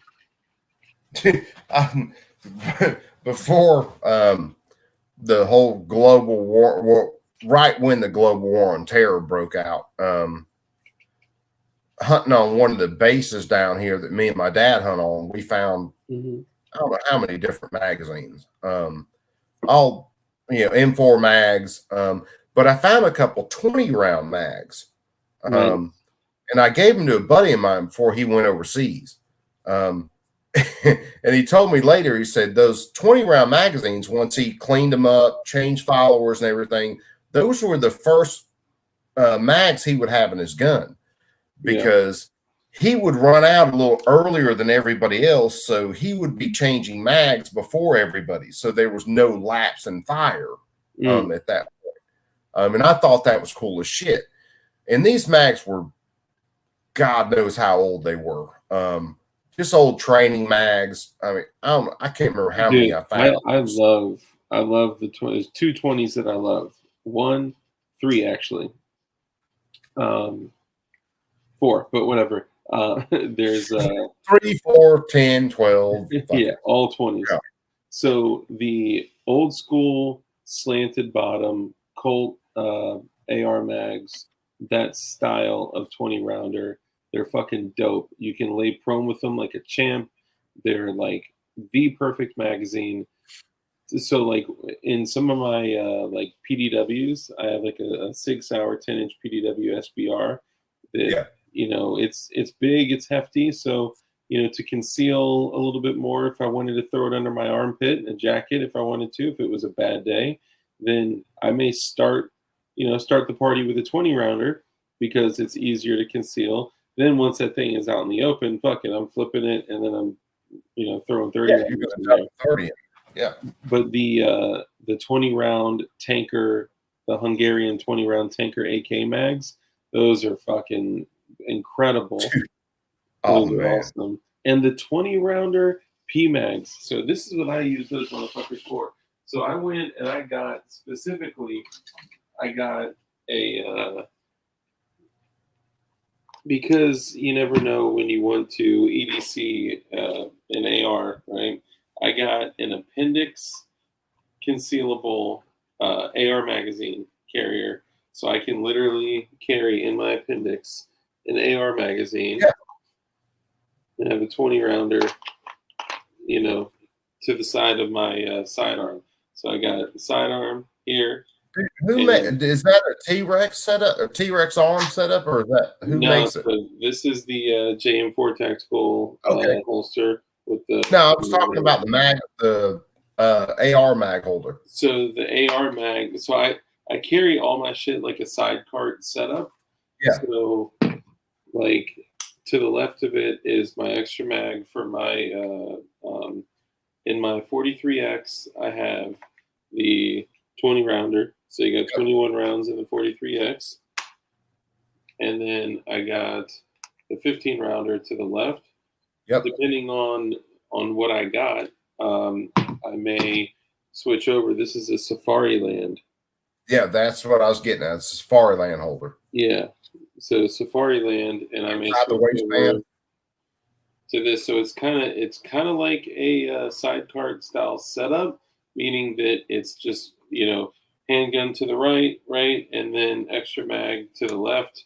But depending on what you're rocking, if you want to have an AR mag or, you know, a handgun mag, you can kind of toggle back and forth and switch. But right now I have it set up not to carry AIWB. I have it set up to carry on like a war belt because the retention is super high. So I can literally, like, you know, fucking jiggle it up and down, and it ain't gonna go nowhere. Yeah, like that shit's not gonna fly out anywhere. But you got to give it a good tug. If I'm carrying it inside my waistband, like without a belt, I need to loosen it up a good deal. But if I'm, you know, any situation that I'm carrying an AR mag inside the waistband, it's probably a bad day. Dude, one of the guys I work with, Green. I need to do a show with him. I did a interview with him for my SDI classes because it was one of the assignments I had to do. Mm-hmm. But he was a medic in the Army, been overseas plenty of times. And me and him were talking the other day, and he was like, man, in like 2004, he was traveling back to the States from one of his deployments, and he had freaking God knows how many AK mags, plum mags, slab sides, all kinds of shit. But it was during the assault weapons ban. So even him being a medic, they looked in his bag and were like, "Look, dude, you can't bring these back." He was like, "Fuck you mean I can't bring them back?" Assault weapons fan. He was like, "Yeah, I know. I was going to hit the first gun show I could get to, and I was going to sell all this shit." Because Yeah. he would tell me it was freaking AK mags, the plums, bake lights. I mean, just he was describing this shit. And I'm just like drooling. Yeah. I mean, I like fucking snot pouring out of my face. Dude. He's like arguing with people. What do you mean I can't bring him back?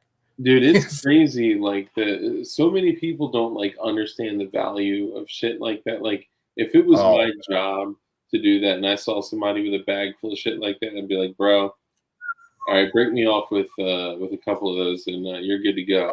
But dude, I had a friend like I've been collecting the Circle 10 waffle magazines for a long time now, and sadly, I don't have more than Black and Plum right now, but I had a guy who bought one of the, this is in the early 2000s, right after the AWB sunsetted, and he bought an Arsenal like 107 FR, like the full-size rifle with the folder, and he bought the OD Green version. And what did it come with? All OD Green furniture, OD Green folding stock, and, or no, it was a fixed stock version. That's right. This is before they came out with the colored folders, and it came with a colored an OD Green waffle mag, and he would never sell it. And I was like, bro, then do this for me. If you ever sell the gun, like just put different mags in there and sell me the mag. Like I'll pay you for it. Like whatever. I'll give you $100 right now for it. He's like, yeah, but it matches. Didn't care that it was an OD Green waffle mag or whatever, but he promised me, he was like, bro, if I ever sell it, I promise you'll be my first phone call. So I hit him up a few years back, and I was like, hey, bro, just checking in. How you been? Hey, you remember that Circle 10 green mag that you had? He's like, oh, yeah. I'm like, dude, you ready to sell that yet? And he's like, oh, I sold that gun years ago. Oh, I'd have choked the mag with the gun? He was like, yeah, I just sold it. Came with it. Why wouldn't I sell it? I was like, dude, that shit's like $200. Oh, I'd have choked him out. Dude, I was so pissed. I laughed at my dad, man. It's been about probably 3 years ago, just because it's Circle 10. This fits in. Oh, hold on, let me real quick. Sorry, Slim 223. Any experience with the Tapco 20s for the AK? Yes, I've run the Tapco 20s and 30s. I personally have had no problems with them at all. They run like a champ. And Tapco's, they're going to be hard to get because Tapco went out of business. Yeah. But dude, Tapco made some BS, but they actually made some really solid mags. Yeah. Some solid triggers. Any of the slab sides that they did? Dude, I didn't get any of their slab sides, but like their Tapco G2 trigger, Tapco G2 trigger in an AK is absolutely amazing. Dude, that became like the American standard trigger. Like when you got it brought over for 922R compliance, they fucking just threw a G2 trigger in that bitch. But the biggest problems that people have with Tapco mags is that there is no metal reinforcements. I have not personally had any problems with that, but I have like 100 AK mags, so I don't use each one like as much as like other people do. So but I will say the Tapco AK mags that they started putting out right before they went out of business, the slab sides that came in the clear bags, those were fucking fire. I got the plum ones, orange ones. It's like fake Bakelite. They're super dope. So, I don't have any slab sides from Tapco. I've got 2 Tapco, basically like a waffle mag that I mean, like I said, they don't have any metal reinforcement in them or anything like that. But they've been flawless. And any of my stuff, I just if I'm shooting, especially if I'm running a gun and I'm practicing, I'm dropping that shit on concrete. I drop it in the dirt. kick them around because you drop a mag and you go to move and you just kick the shit out of the way and run. And those Tapco mags have been freaking solid. Hell yeah. Yeah, I've never had a problem with mine either, man. They've just always worked. Oh, no, but I was gonna tell you about the whole Circle 10 thing. I was at work one day and my dad texted me and said, "Hey, my uncle, which is my mom, well, his brother-in-law, gave him this gun, and he said it was a 10 millimeter." And I'm like, "No, it doesn't sound right." I was like, "Send me a picture of it." So he sent me a picture of the stamping on it, and I was like, "Pop, that's not a 10 millimeter. That's a Circle 10 factory." And it's a Mosin. It's oh God, I looked up all the information on it. I can't remember. It's a short, almost like a carbine length Mosin with a fold out bayonet and everything on it. But the history behind this gun is my uncle worked for the levee board basically most of his life in Louisiana. And during Katrina, or right after Katrina, they found this gun in Lake Pontchartrain about half sunk. And he just threw it in his gun cabinet. It was like, I don't care about it. It's just whatever. Yeah. But it's a Polish Mosin. Oh God, I can't remember everything offhand. Yeah. But man, my dad ended up refinishing it. It ended up having some pitting in the chamber, so it's not running like it should. It's got a rough chamber, so you can fire it, but the brass is going to hang up in the chamber, and it takes like an act of God to get it out of there. Yeah. I gotta see what I can polish that chamber a little bit and get it running like it should. But it was just funny as shit because he's like, "Yeah, it's a 10 millimeter," and I'm thinking, "Pop, that doesn't sound right." Yeah, right. I'd love to see that kind of conversion. Yeah, and and then when he sent me the pictures of it, it's like, "No, Pop." He just sent me a picture of the bolt and then the stamping on it. It's like, "No, Pop, that's a Mosin Nagant that came out of the Circle 10 factory." I said, and especially being the gun that it is, being the shorter gun with the bayonet still attached to it, flip out bayonet and everything. I'm like, yeah, that thing's fucking nice. But it sucks that it's got a rough chamber. Yeah, it sucks, man. That's dope though, man. Like anything from Circle 10, Circle 11. Oh, yeah. Well, yeah, that's what it was. It was Circle 11 factory. That's what it was. It was Circle 11, not Circle 10. Circle 11. Circle 11 is Poland, and Circle 10 is Bulgaria. Because he was telling me it's 11 millimeter. I'm thinking, "Pop, I don't know about an 11 millimeter." I haven't heard of one of those. Yeah, like, send me some pictures of it. Yeah. I still got them on my phone somewhere, and it's still got the message like, "Pop, no, that's the Rodham factory in Poland that gun came from." Yeah. But we tracked out some of the history on the gun. It was never issued, never combat, anything like that. It was just nice. it served freaking basic. I mean, it was a military gun, but it never saw combat, and then it was sold off to whoever, and then transferred to the United States. But the cool thing to me was it came from Katrina. It basically was launched into Lake Pontchartrain somehow and sat in there for a couple of days until my uncle got it out, and then sat in his gun safe for hell. He didn't give it to him till a couple of years ago, so it sat in there for 10 years, just sitting in his freaking gun safe. That's crazy. Or if not more. Tech says, what do you think of the Belgium polymers with steel lugs on them? Are you referring to the Bulgarian polymers? I'm not familiar. I don't know of anything Belgian. If you think Bulgarian is still reinforced, that'd be a good mag. I will say though, the only magazine that I have actually broken the front lugs off of, and I'm not like being too crazy rough with them or anything, The only magazine that I've broken the front lugs off of was a Bulgarian polymer 40 rounder. You know, the ones Bulgarian? with like the they have like stamping, like polymer stamping of like bullets in them. They kind of look a little cheesy. I mean, they're generally good mags. I usually don't have problems with them, but oh yeah, so Bulgarian, yeah.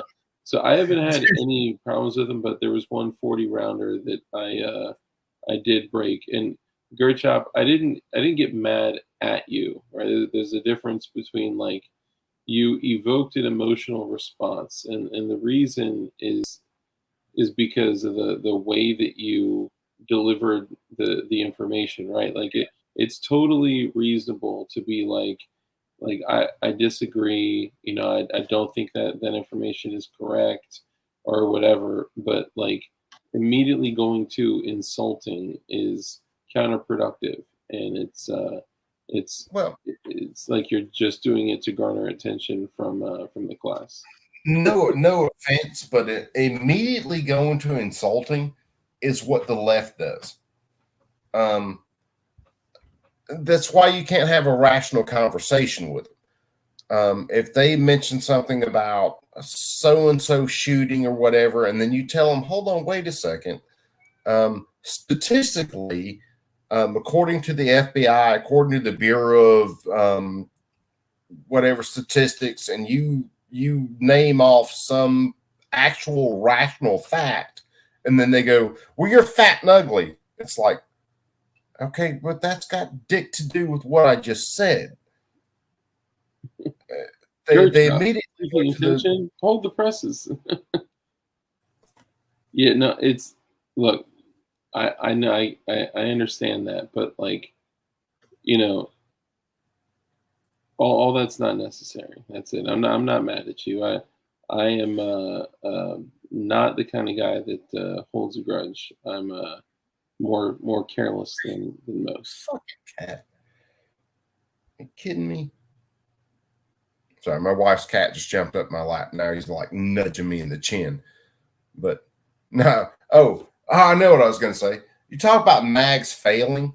If any of you guys are into AKs and you like AKs, and you don't know who Jim Fuller is, one, you've been living under a very big rock. But he was talking about one of his guys brought in this mag that he thought was cool. And as a matter of fact, one of his guy was actually talking about it. Said he thought this mag was cool. Well, Jim chalked it up in an AK, locked the mag off into a vise, and just rolled the AK and busted the mag.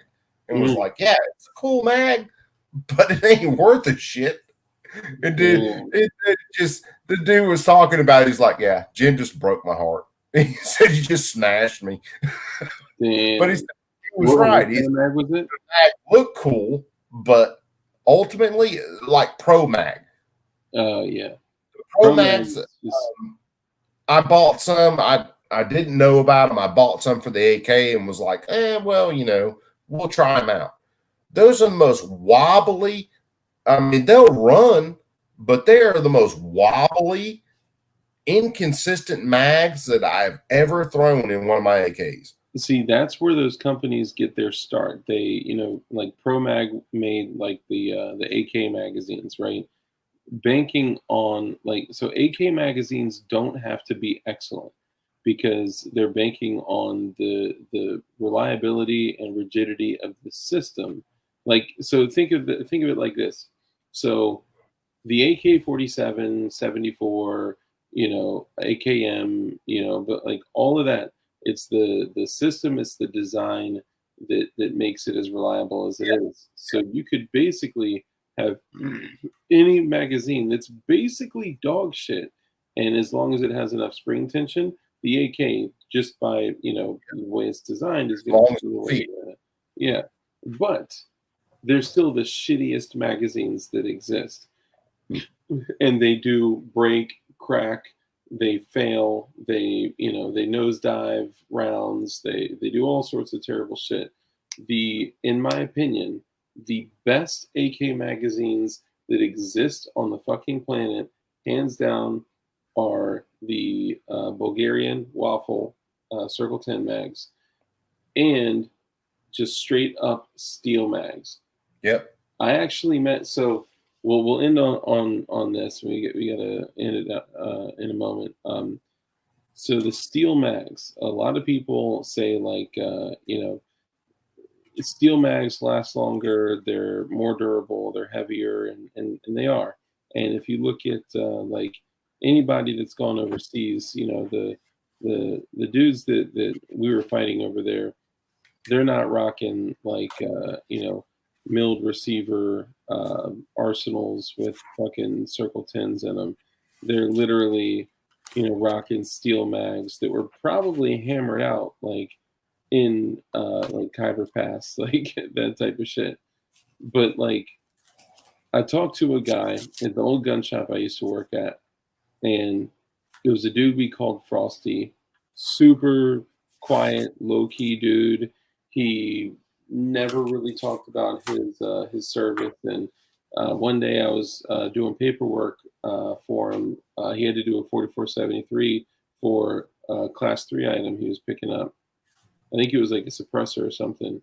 But while we're waiting for the paperwork, we start talking, and he brings up something about his service, and I was like, yeah, you don't ever really like talk about it. What was your MOS? Oh, nice.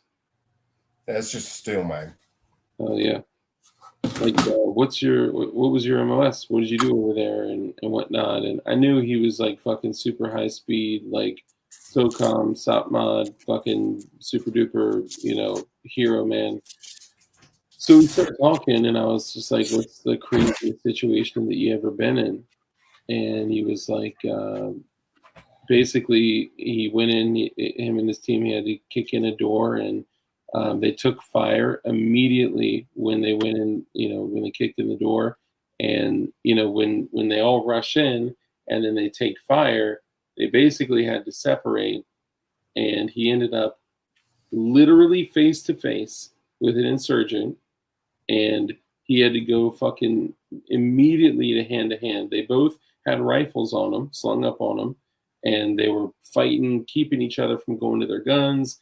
And they ended up in a hand-to-hand combat situation, trying to go for like knives and their own guns, like on their own kits, and just like a like brutal, like asshole clinching fight for your fucking life. And he was like, I finally had him pinned down, and with like my whole body weight on him, holding down the other arm, my elbow was pinning down this arm.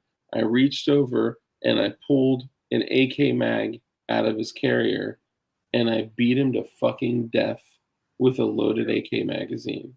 Caved in his fucking skull. He was like, rounds were fucking everywhere, and he killed him with an AK magazine. Regular old metal mag. I mean, look at the lip on that shit, man, where the locking lug is.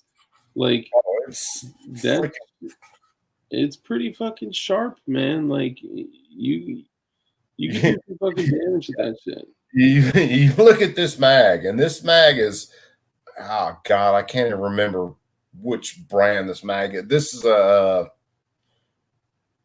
might be a Romanian metal mag. But yeah, if you look at that mag, this is a freaking heavy mag. Yeah. And they run like a champ. The only thing with this one is, and a lot of my guns, is it's really tight to lock in, but once it locks in, it runs flawlessly. And you could beat the ever living hell out of someone with that mag.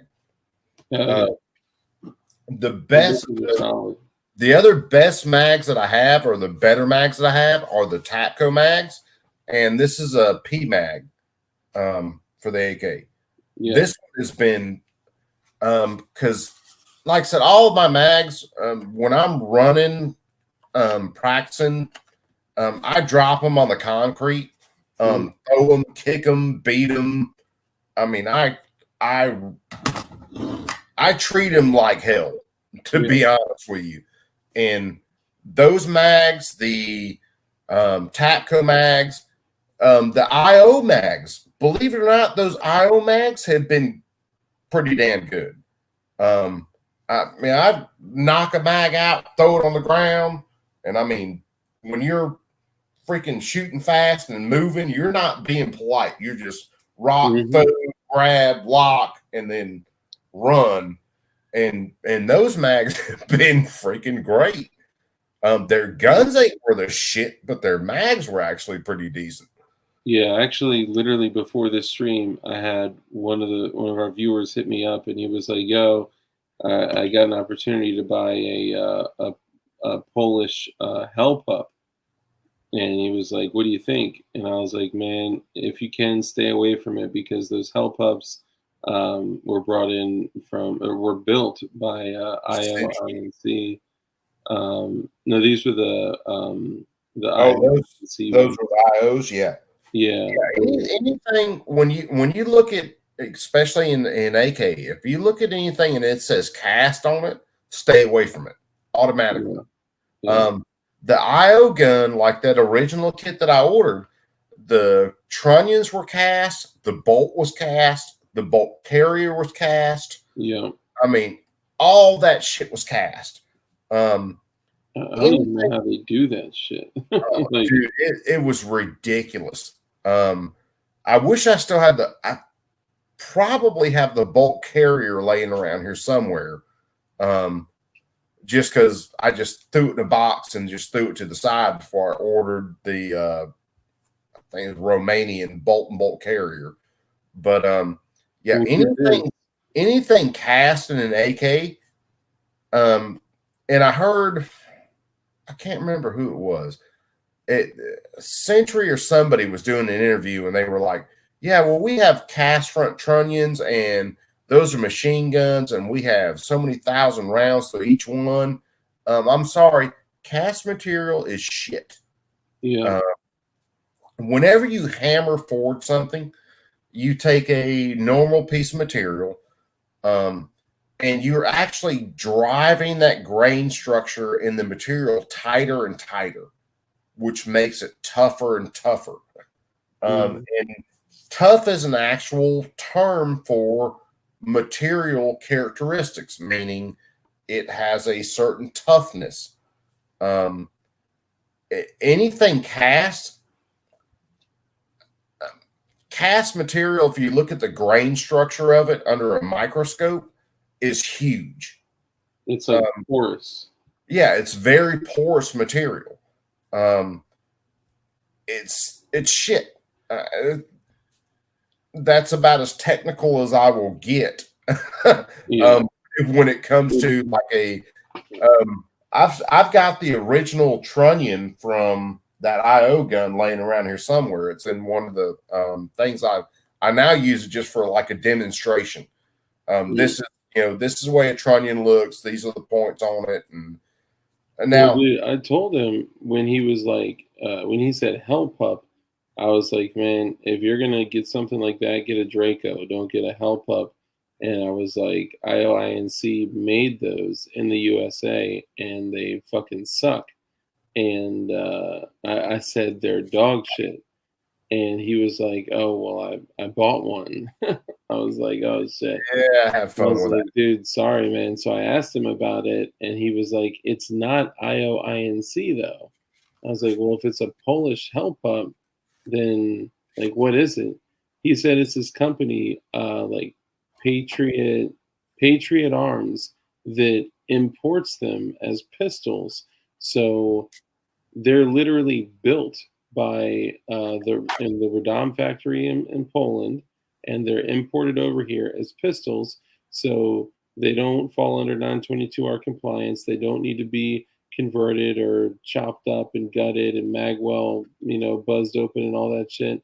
So fucking he literally got a straight up Polish hell pup built in Poland that just happened to be imported by some random company. I was like, holy shit, that's pretty fucking awesome. If it's straight out, hammer forged trunnion, all that stuff, then that is a hell of a gun. Yeah.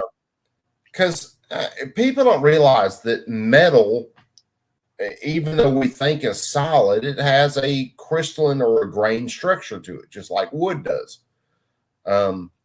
If you take, that's the reason that your regular AKs, whether it's Polish, Egyptian, you name it, they're all hammer forged because they're actually driving that grain structure tighter and tighter and tighter to where it's so tough it can withstand the amount of forces that it's going to be under. Yeah. If you take something cast, which Century had a bunch of cast stuff, IO was definitely cast. Not to mention the fact IO was doing a bunch of. For instance, when you build an AK, when you're doing the rivets on it, for like your front trunnion, you don't have the barrel in it. What you do is you actually crush that rivet from both sides so that it swells in the proper places to actually strengthen that bond. IO was just pushing the barrel in and then using the barrel as a bucking bar and then doing their rivets. Jesus Christ. Yeah, it was. When you're doing something in a case like that, your rivet's just going to swell in all the wrong places. Yeah. To put it in the most dumbed down terms I can. So you don't get the strength where you need it. So yeah, they were pushing the barrel in, using the barrel as a bucking bar, driving their rivets in.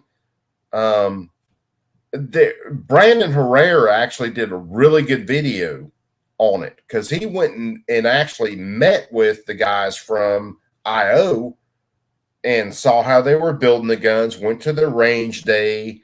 It's been a few years ago, so he wasn't even all that big at the time.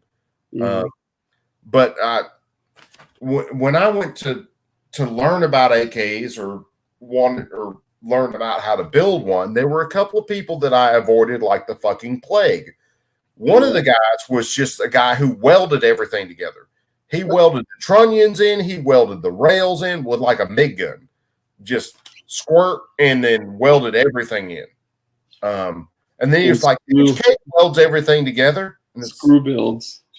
Oh, screw builds was another thing. Dude.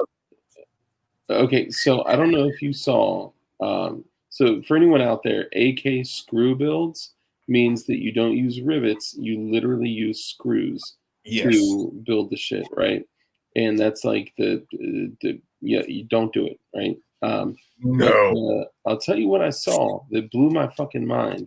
So this company, Matrix Arms, posted on Instagram and they said, they had this new crazy ass custom Glock. And it was like, the question was, what YouTube content creator would you like to see review this? And, I put Joe's name in there because he asked for it originally. And then I posted it on my story and then was like, yo, like, what if all the homies went and put my name in there? Bro, over 400 people viewed it and over 100 people responded saying that they put my name in there. So I go back and I look at the gun. In the Glock, in the frame, all of the pins are hex screws, right? Which that was the first thing I thought of. And I was like, what a fucking mistake, right? No, what they did is they still have pins in there. The pins are anti-rotation pins, and they have these special hex keys that are actually recessed in the polymer that lock into place, and they're what they say an advancement from traditional pins, that all of them are all anti-rotation pins. So I was like, damn, like I mean the gun looks sick. Like it's got this crazy futuristic look. It's like if a Gen 3 Glock had sex with a P80 and a Strike 80, this would be the bastard child that they come out with. Let me show it real quick, and then I'm gonna have to cut the stream. Matrix Arms Glocks. So I reached out to him and I was like, yo, like look, I got a small channel, but I would really like to get the opportunity, like earn the opportunity to review this. It just looks like such a fucking fire gun, man. So that's, let me see. So here's a close up. I see. Yeah, I see that. So it's like, it's almost like the frame is 3 pieces. Yeah. That's not it. It's almost like the frame is 3 pieces.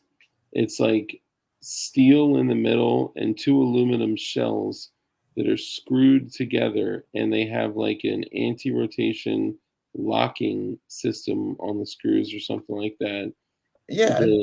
I could see something like that way quicker than I can see like building a screw built AK. Oh yeah, that's just a fucking like. Oh, it's a fucking nightmare, man. Yeah, see, something like this is, I could definitely see this, but the first thing that popped in my head was screws. Hell no, hell no. I will be the first person that will fucking, call bullshit on that. And if you guys know, I don't do reviews. Like I don't do reviews like that. However, if I did a review, I'll do it the same way I did the Lone Wolf 80. I was like, look, if you want to send me the 80%er, I'll do it. I'll even build it on stream. I'll put it out there. But I'm gonna tell everyone exactly how I feel about it when I get it.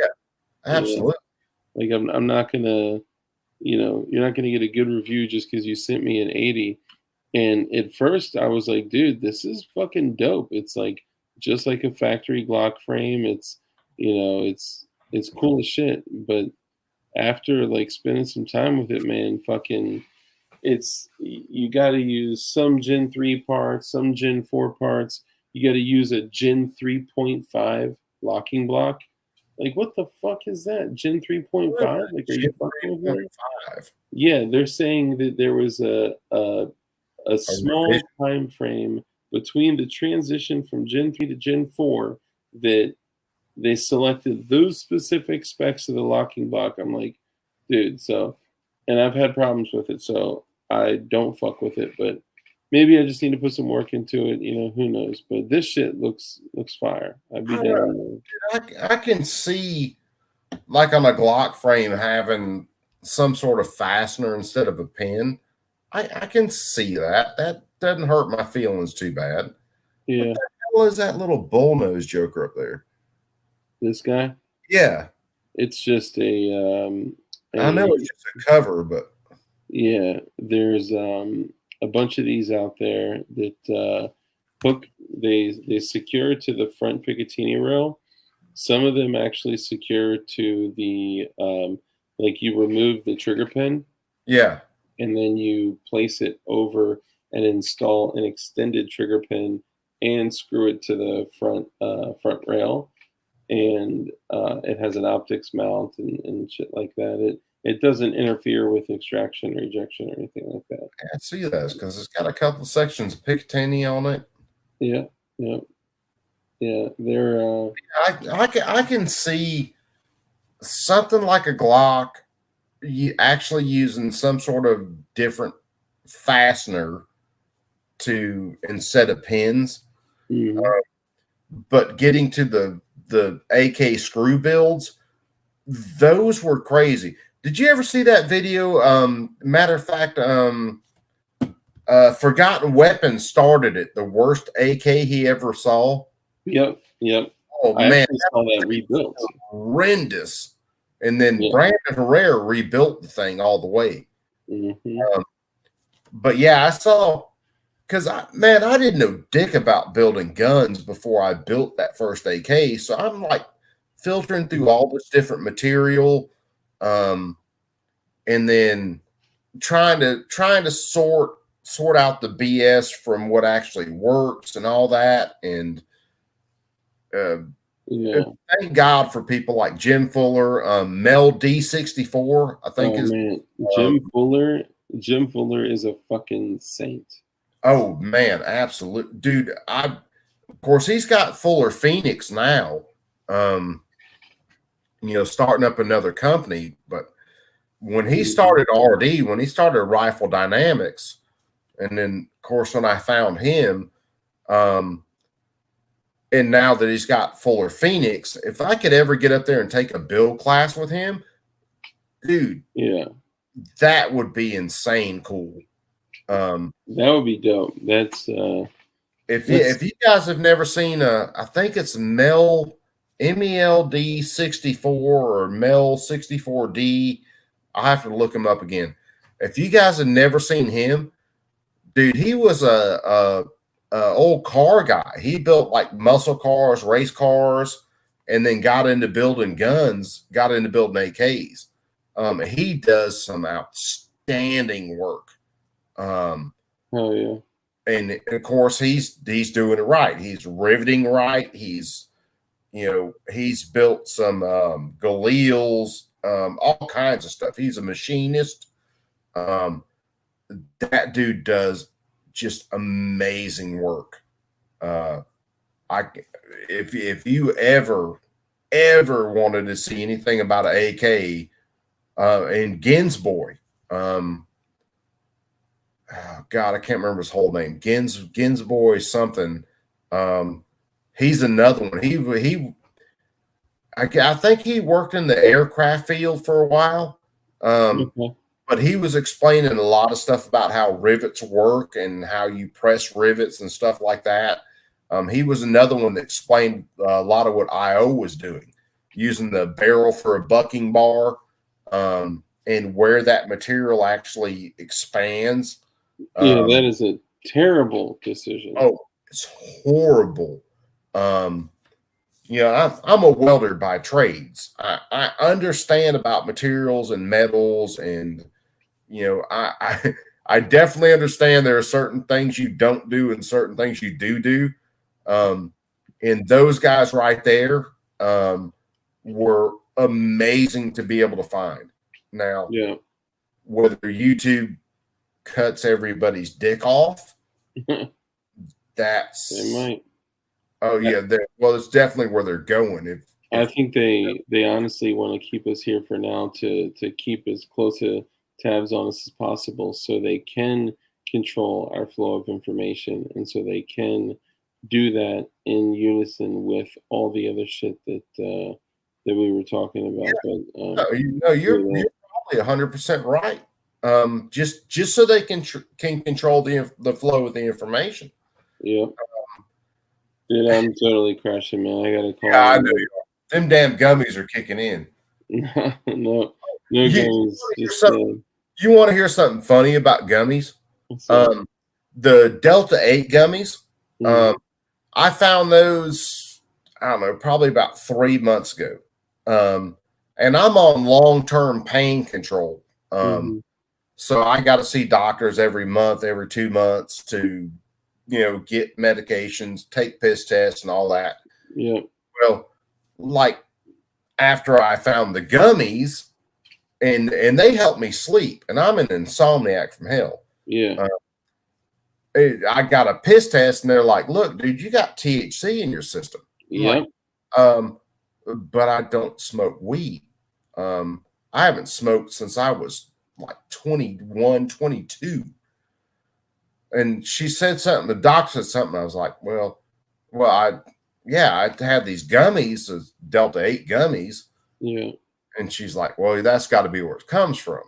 So, yeah, I'm going back and forth with these doctors now because my freaking urinalysis for THC was off the fucking charts. I'm like, dude, I don't smoke. I'll tell you, man, I ended up in the same situation because I got a piss for my doctor too.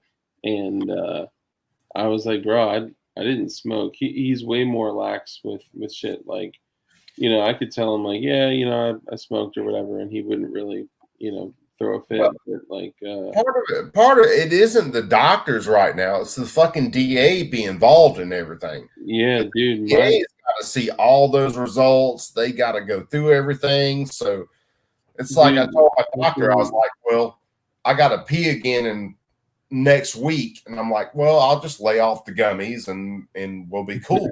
So yeah, dude, the gummies. They fucking like the way that like the DEAs get involved with everything.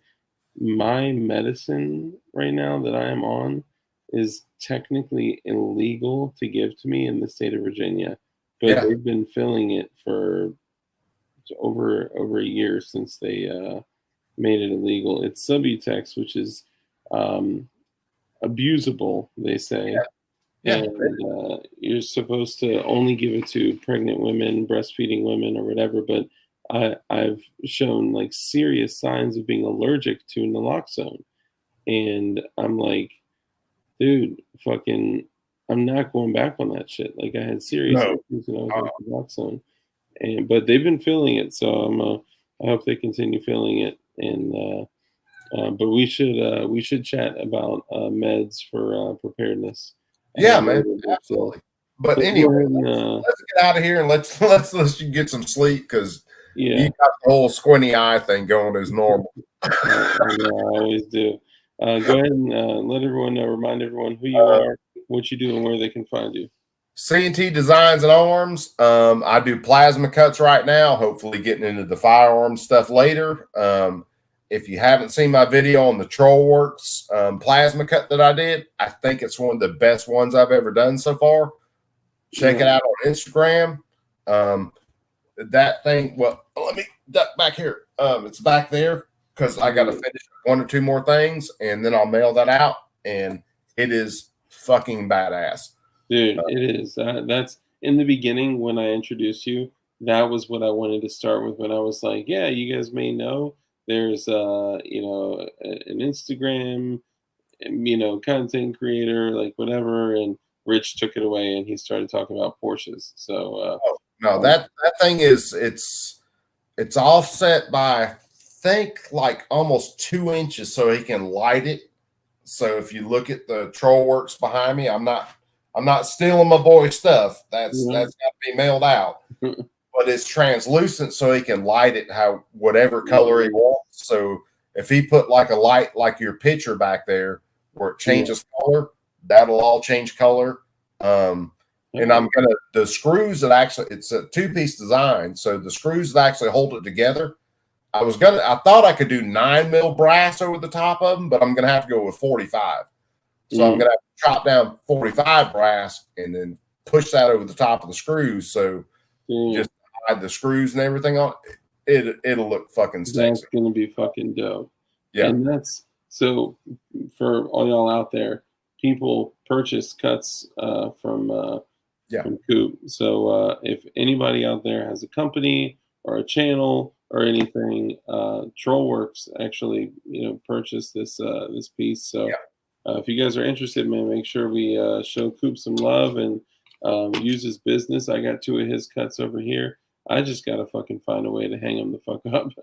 Yeah, I gotta get better at his Trollworks is going to be easy. I can use a piece of regular mounting wire like you'd use to hang a picture. On the back of it, but I've got to get better at actually putting something back behind them to make them easier to mount.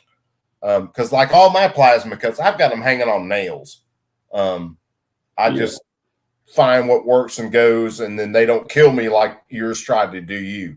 Yeah, that's right. I did. I wasn't able to tell everyone, but next time we come on, I'll tell everybody how the plasma cut tried to kill me like 3 or 4 times. I wasn't setting you up for like bodily injury. I promise you. No. I thought it was like that necktie that they tried to send. The ratchet. The ratcheting Kevlar tie. But guys, we'll go ahead and end it on that. As you guys know, I end every single stream the same way. Rule number 1 is to be kind. It's so important every single day of our lives to just be as kind as you possibly can. You can make a huge impact on somebody's life. 2 is live a life of care, compassion, and contribution. Give to others. Bless others. You'll be blessed because the hand that's open to give is open to receive.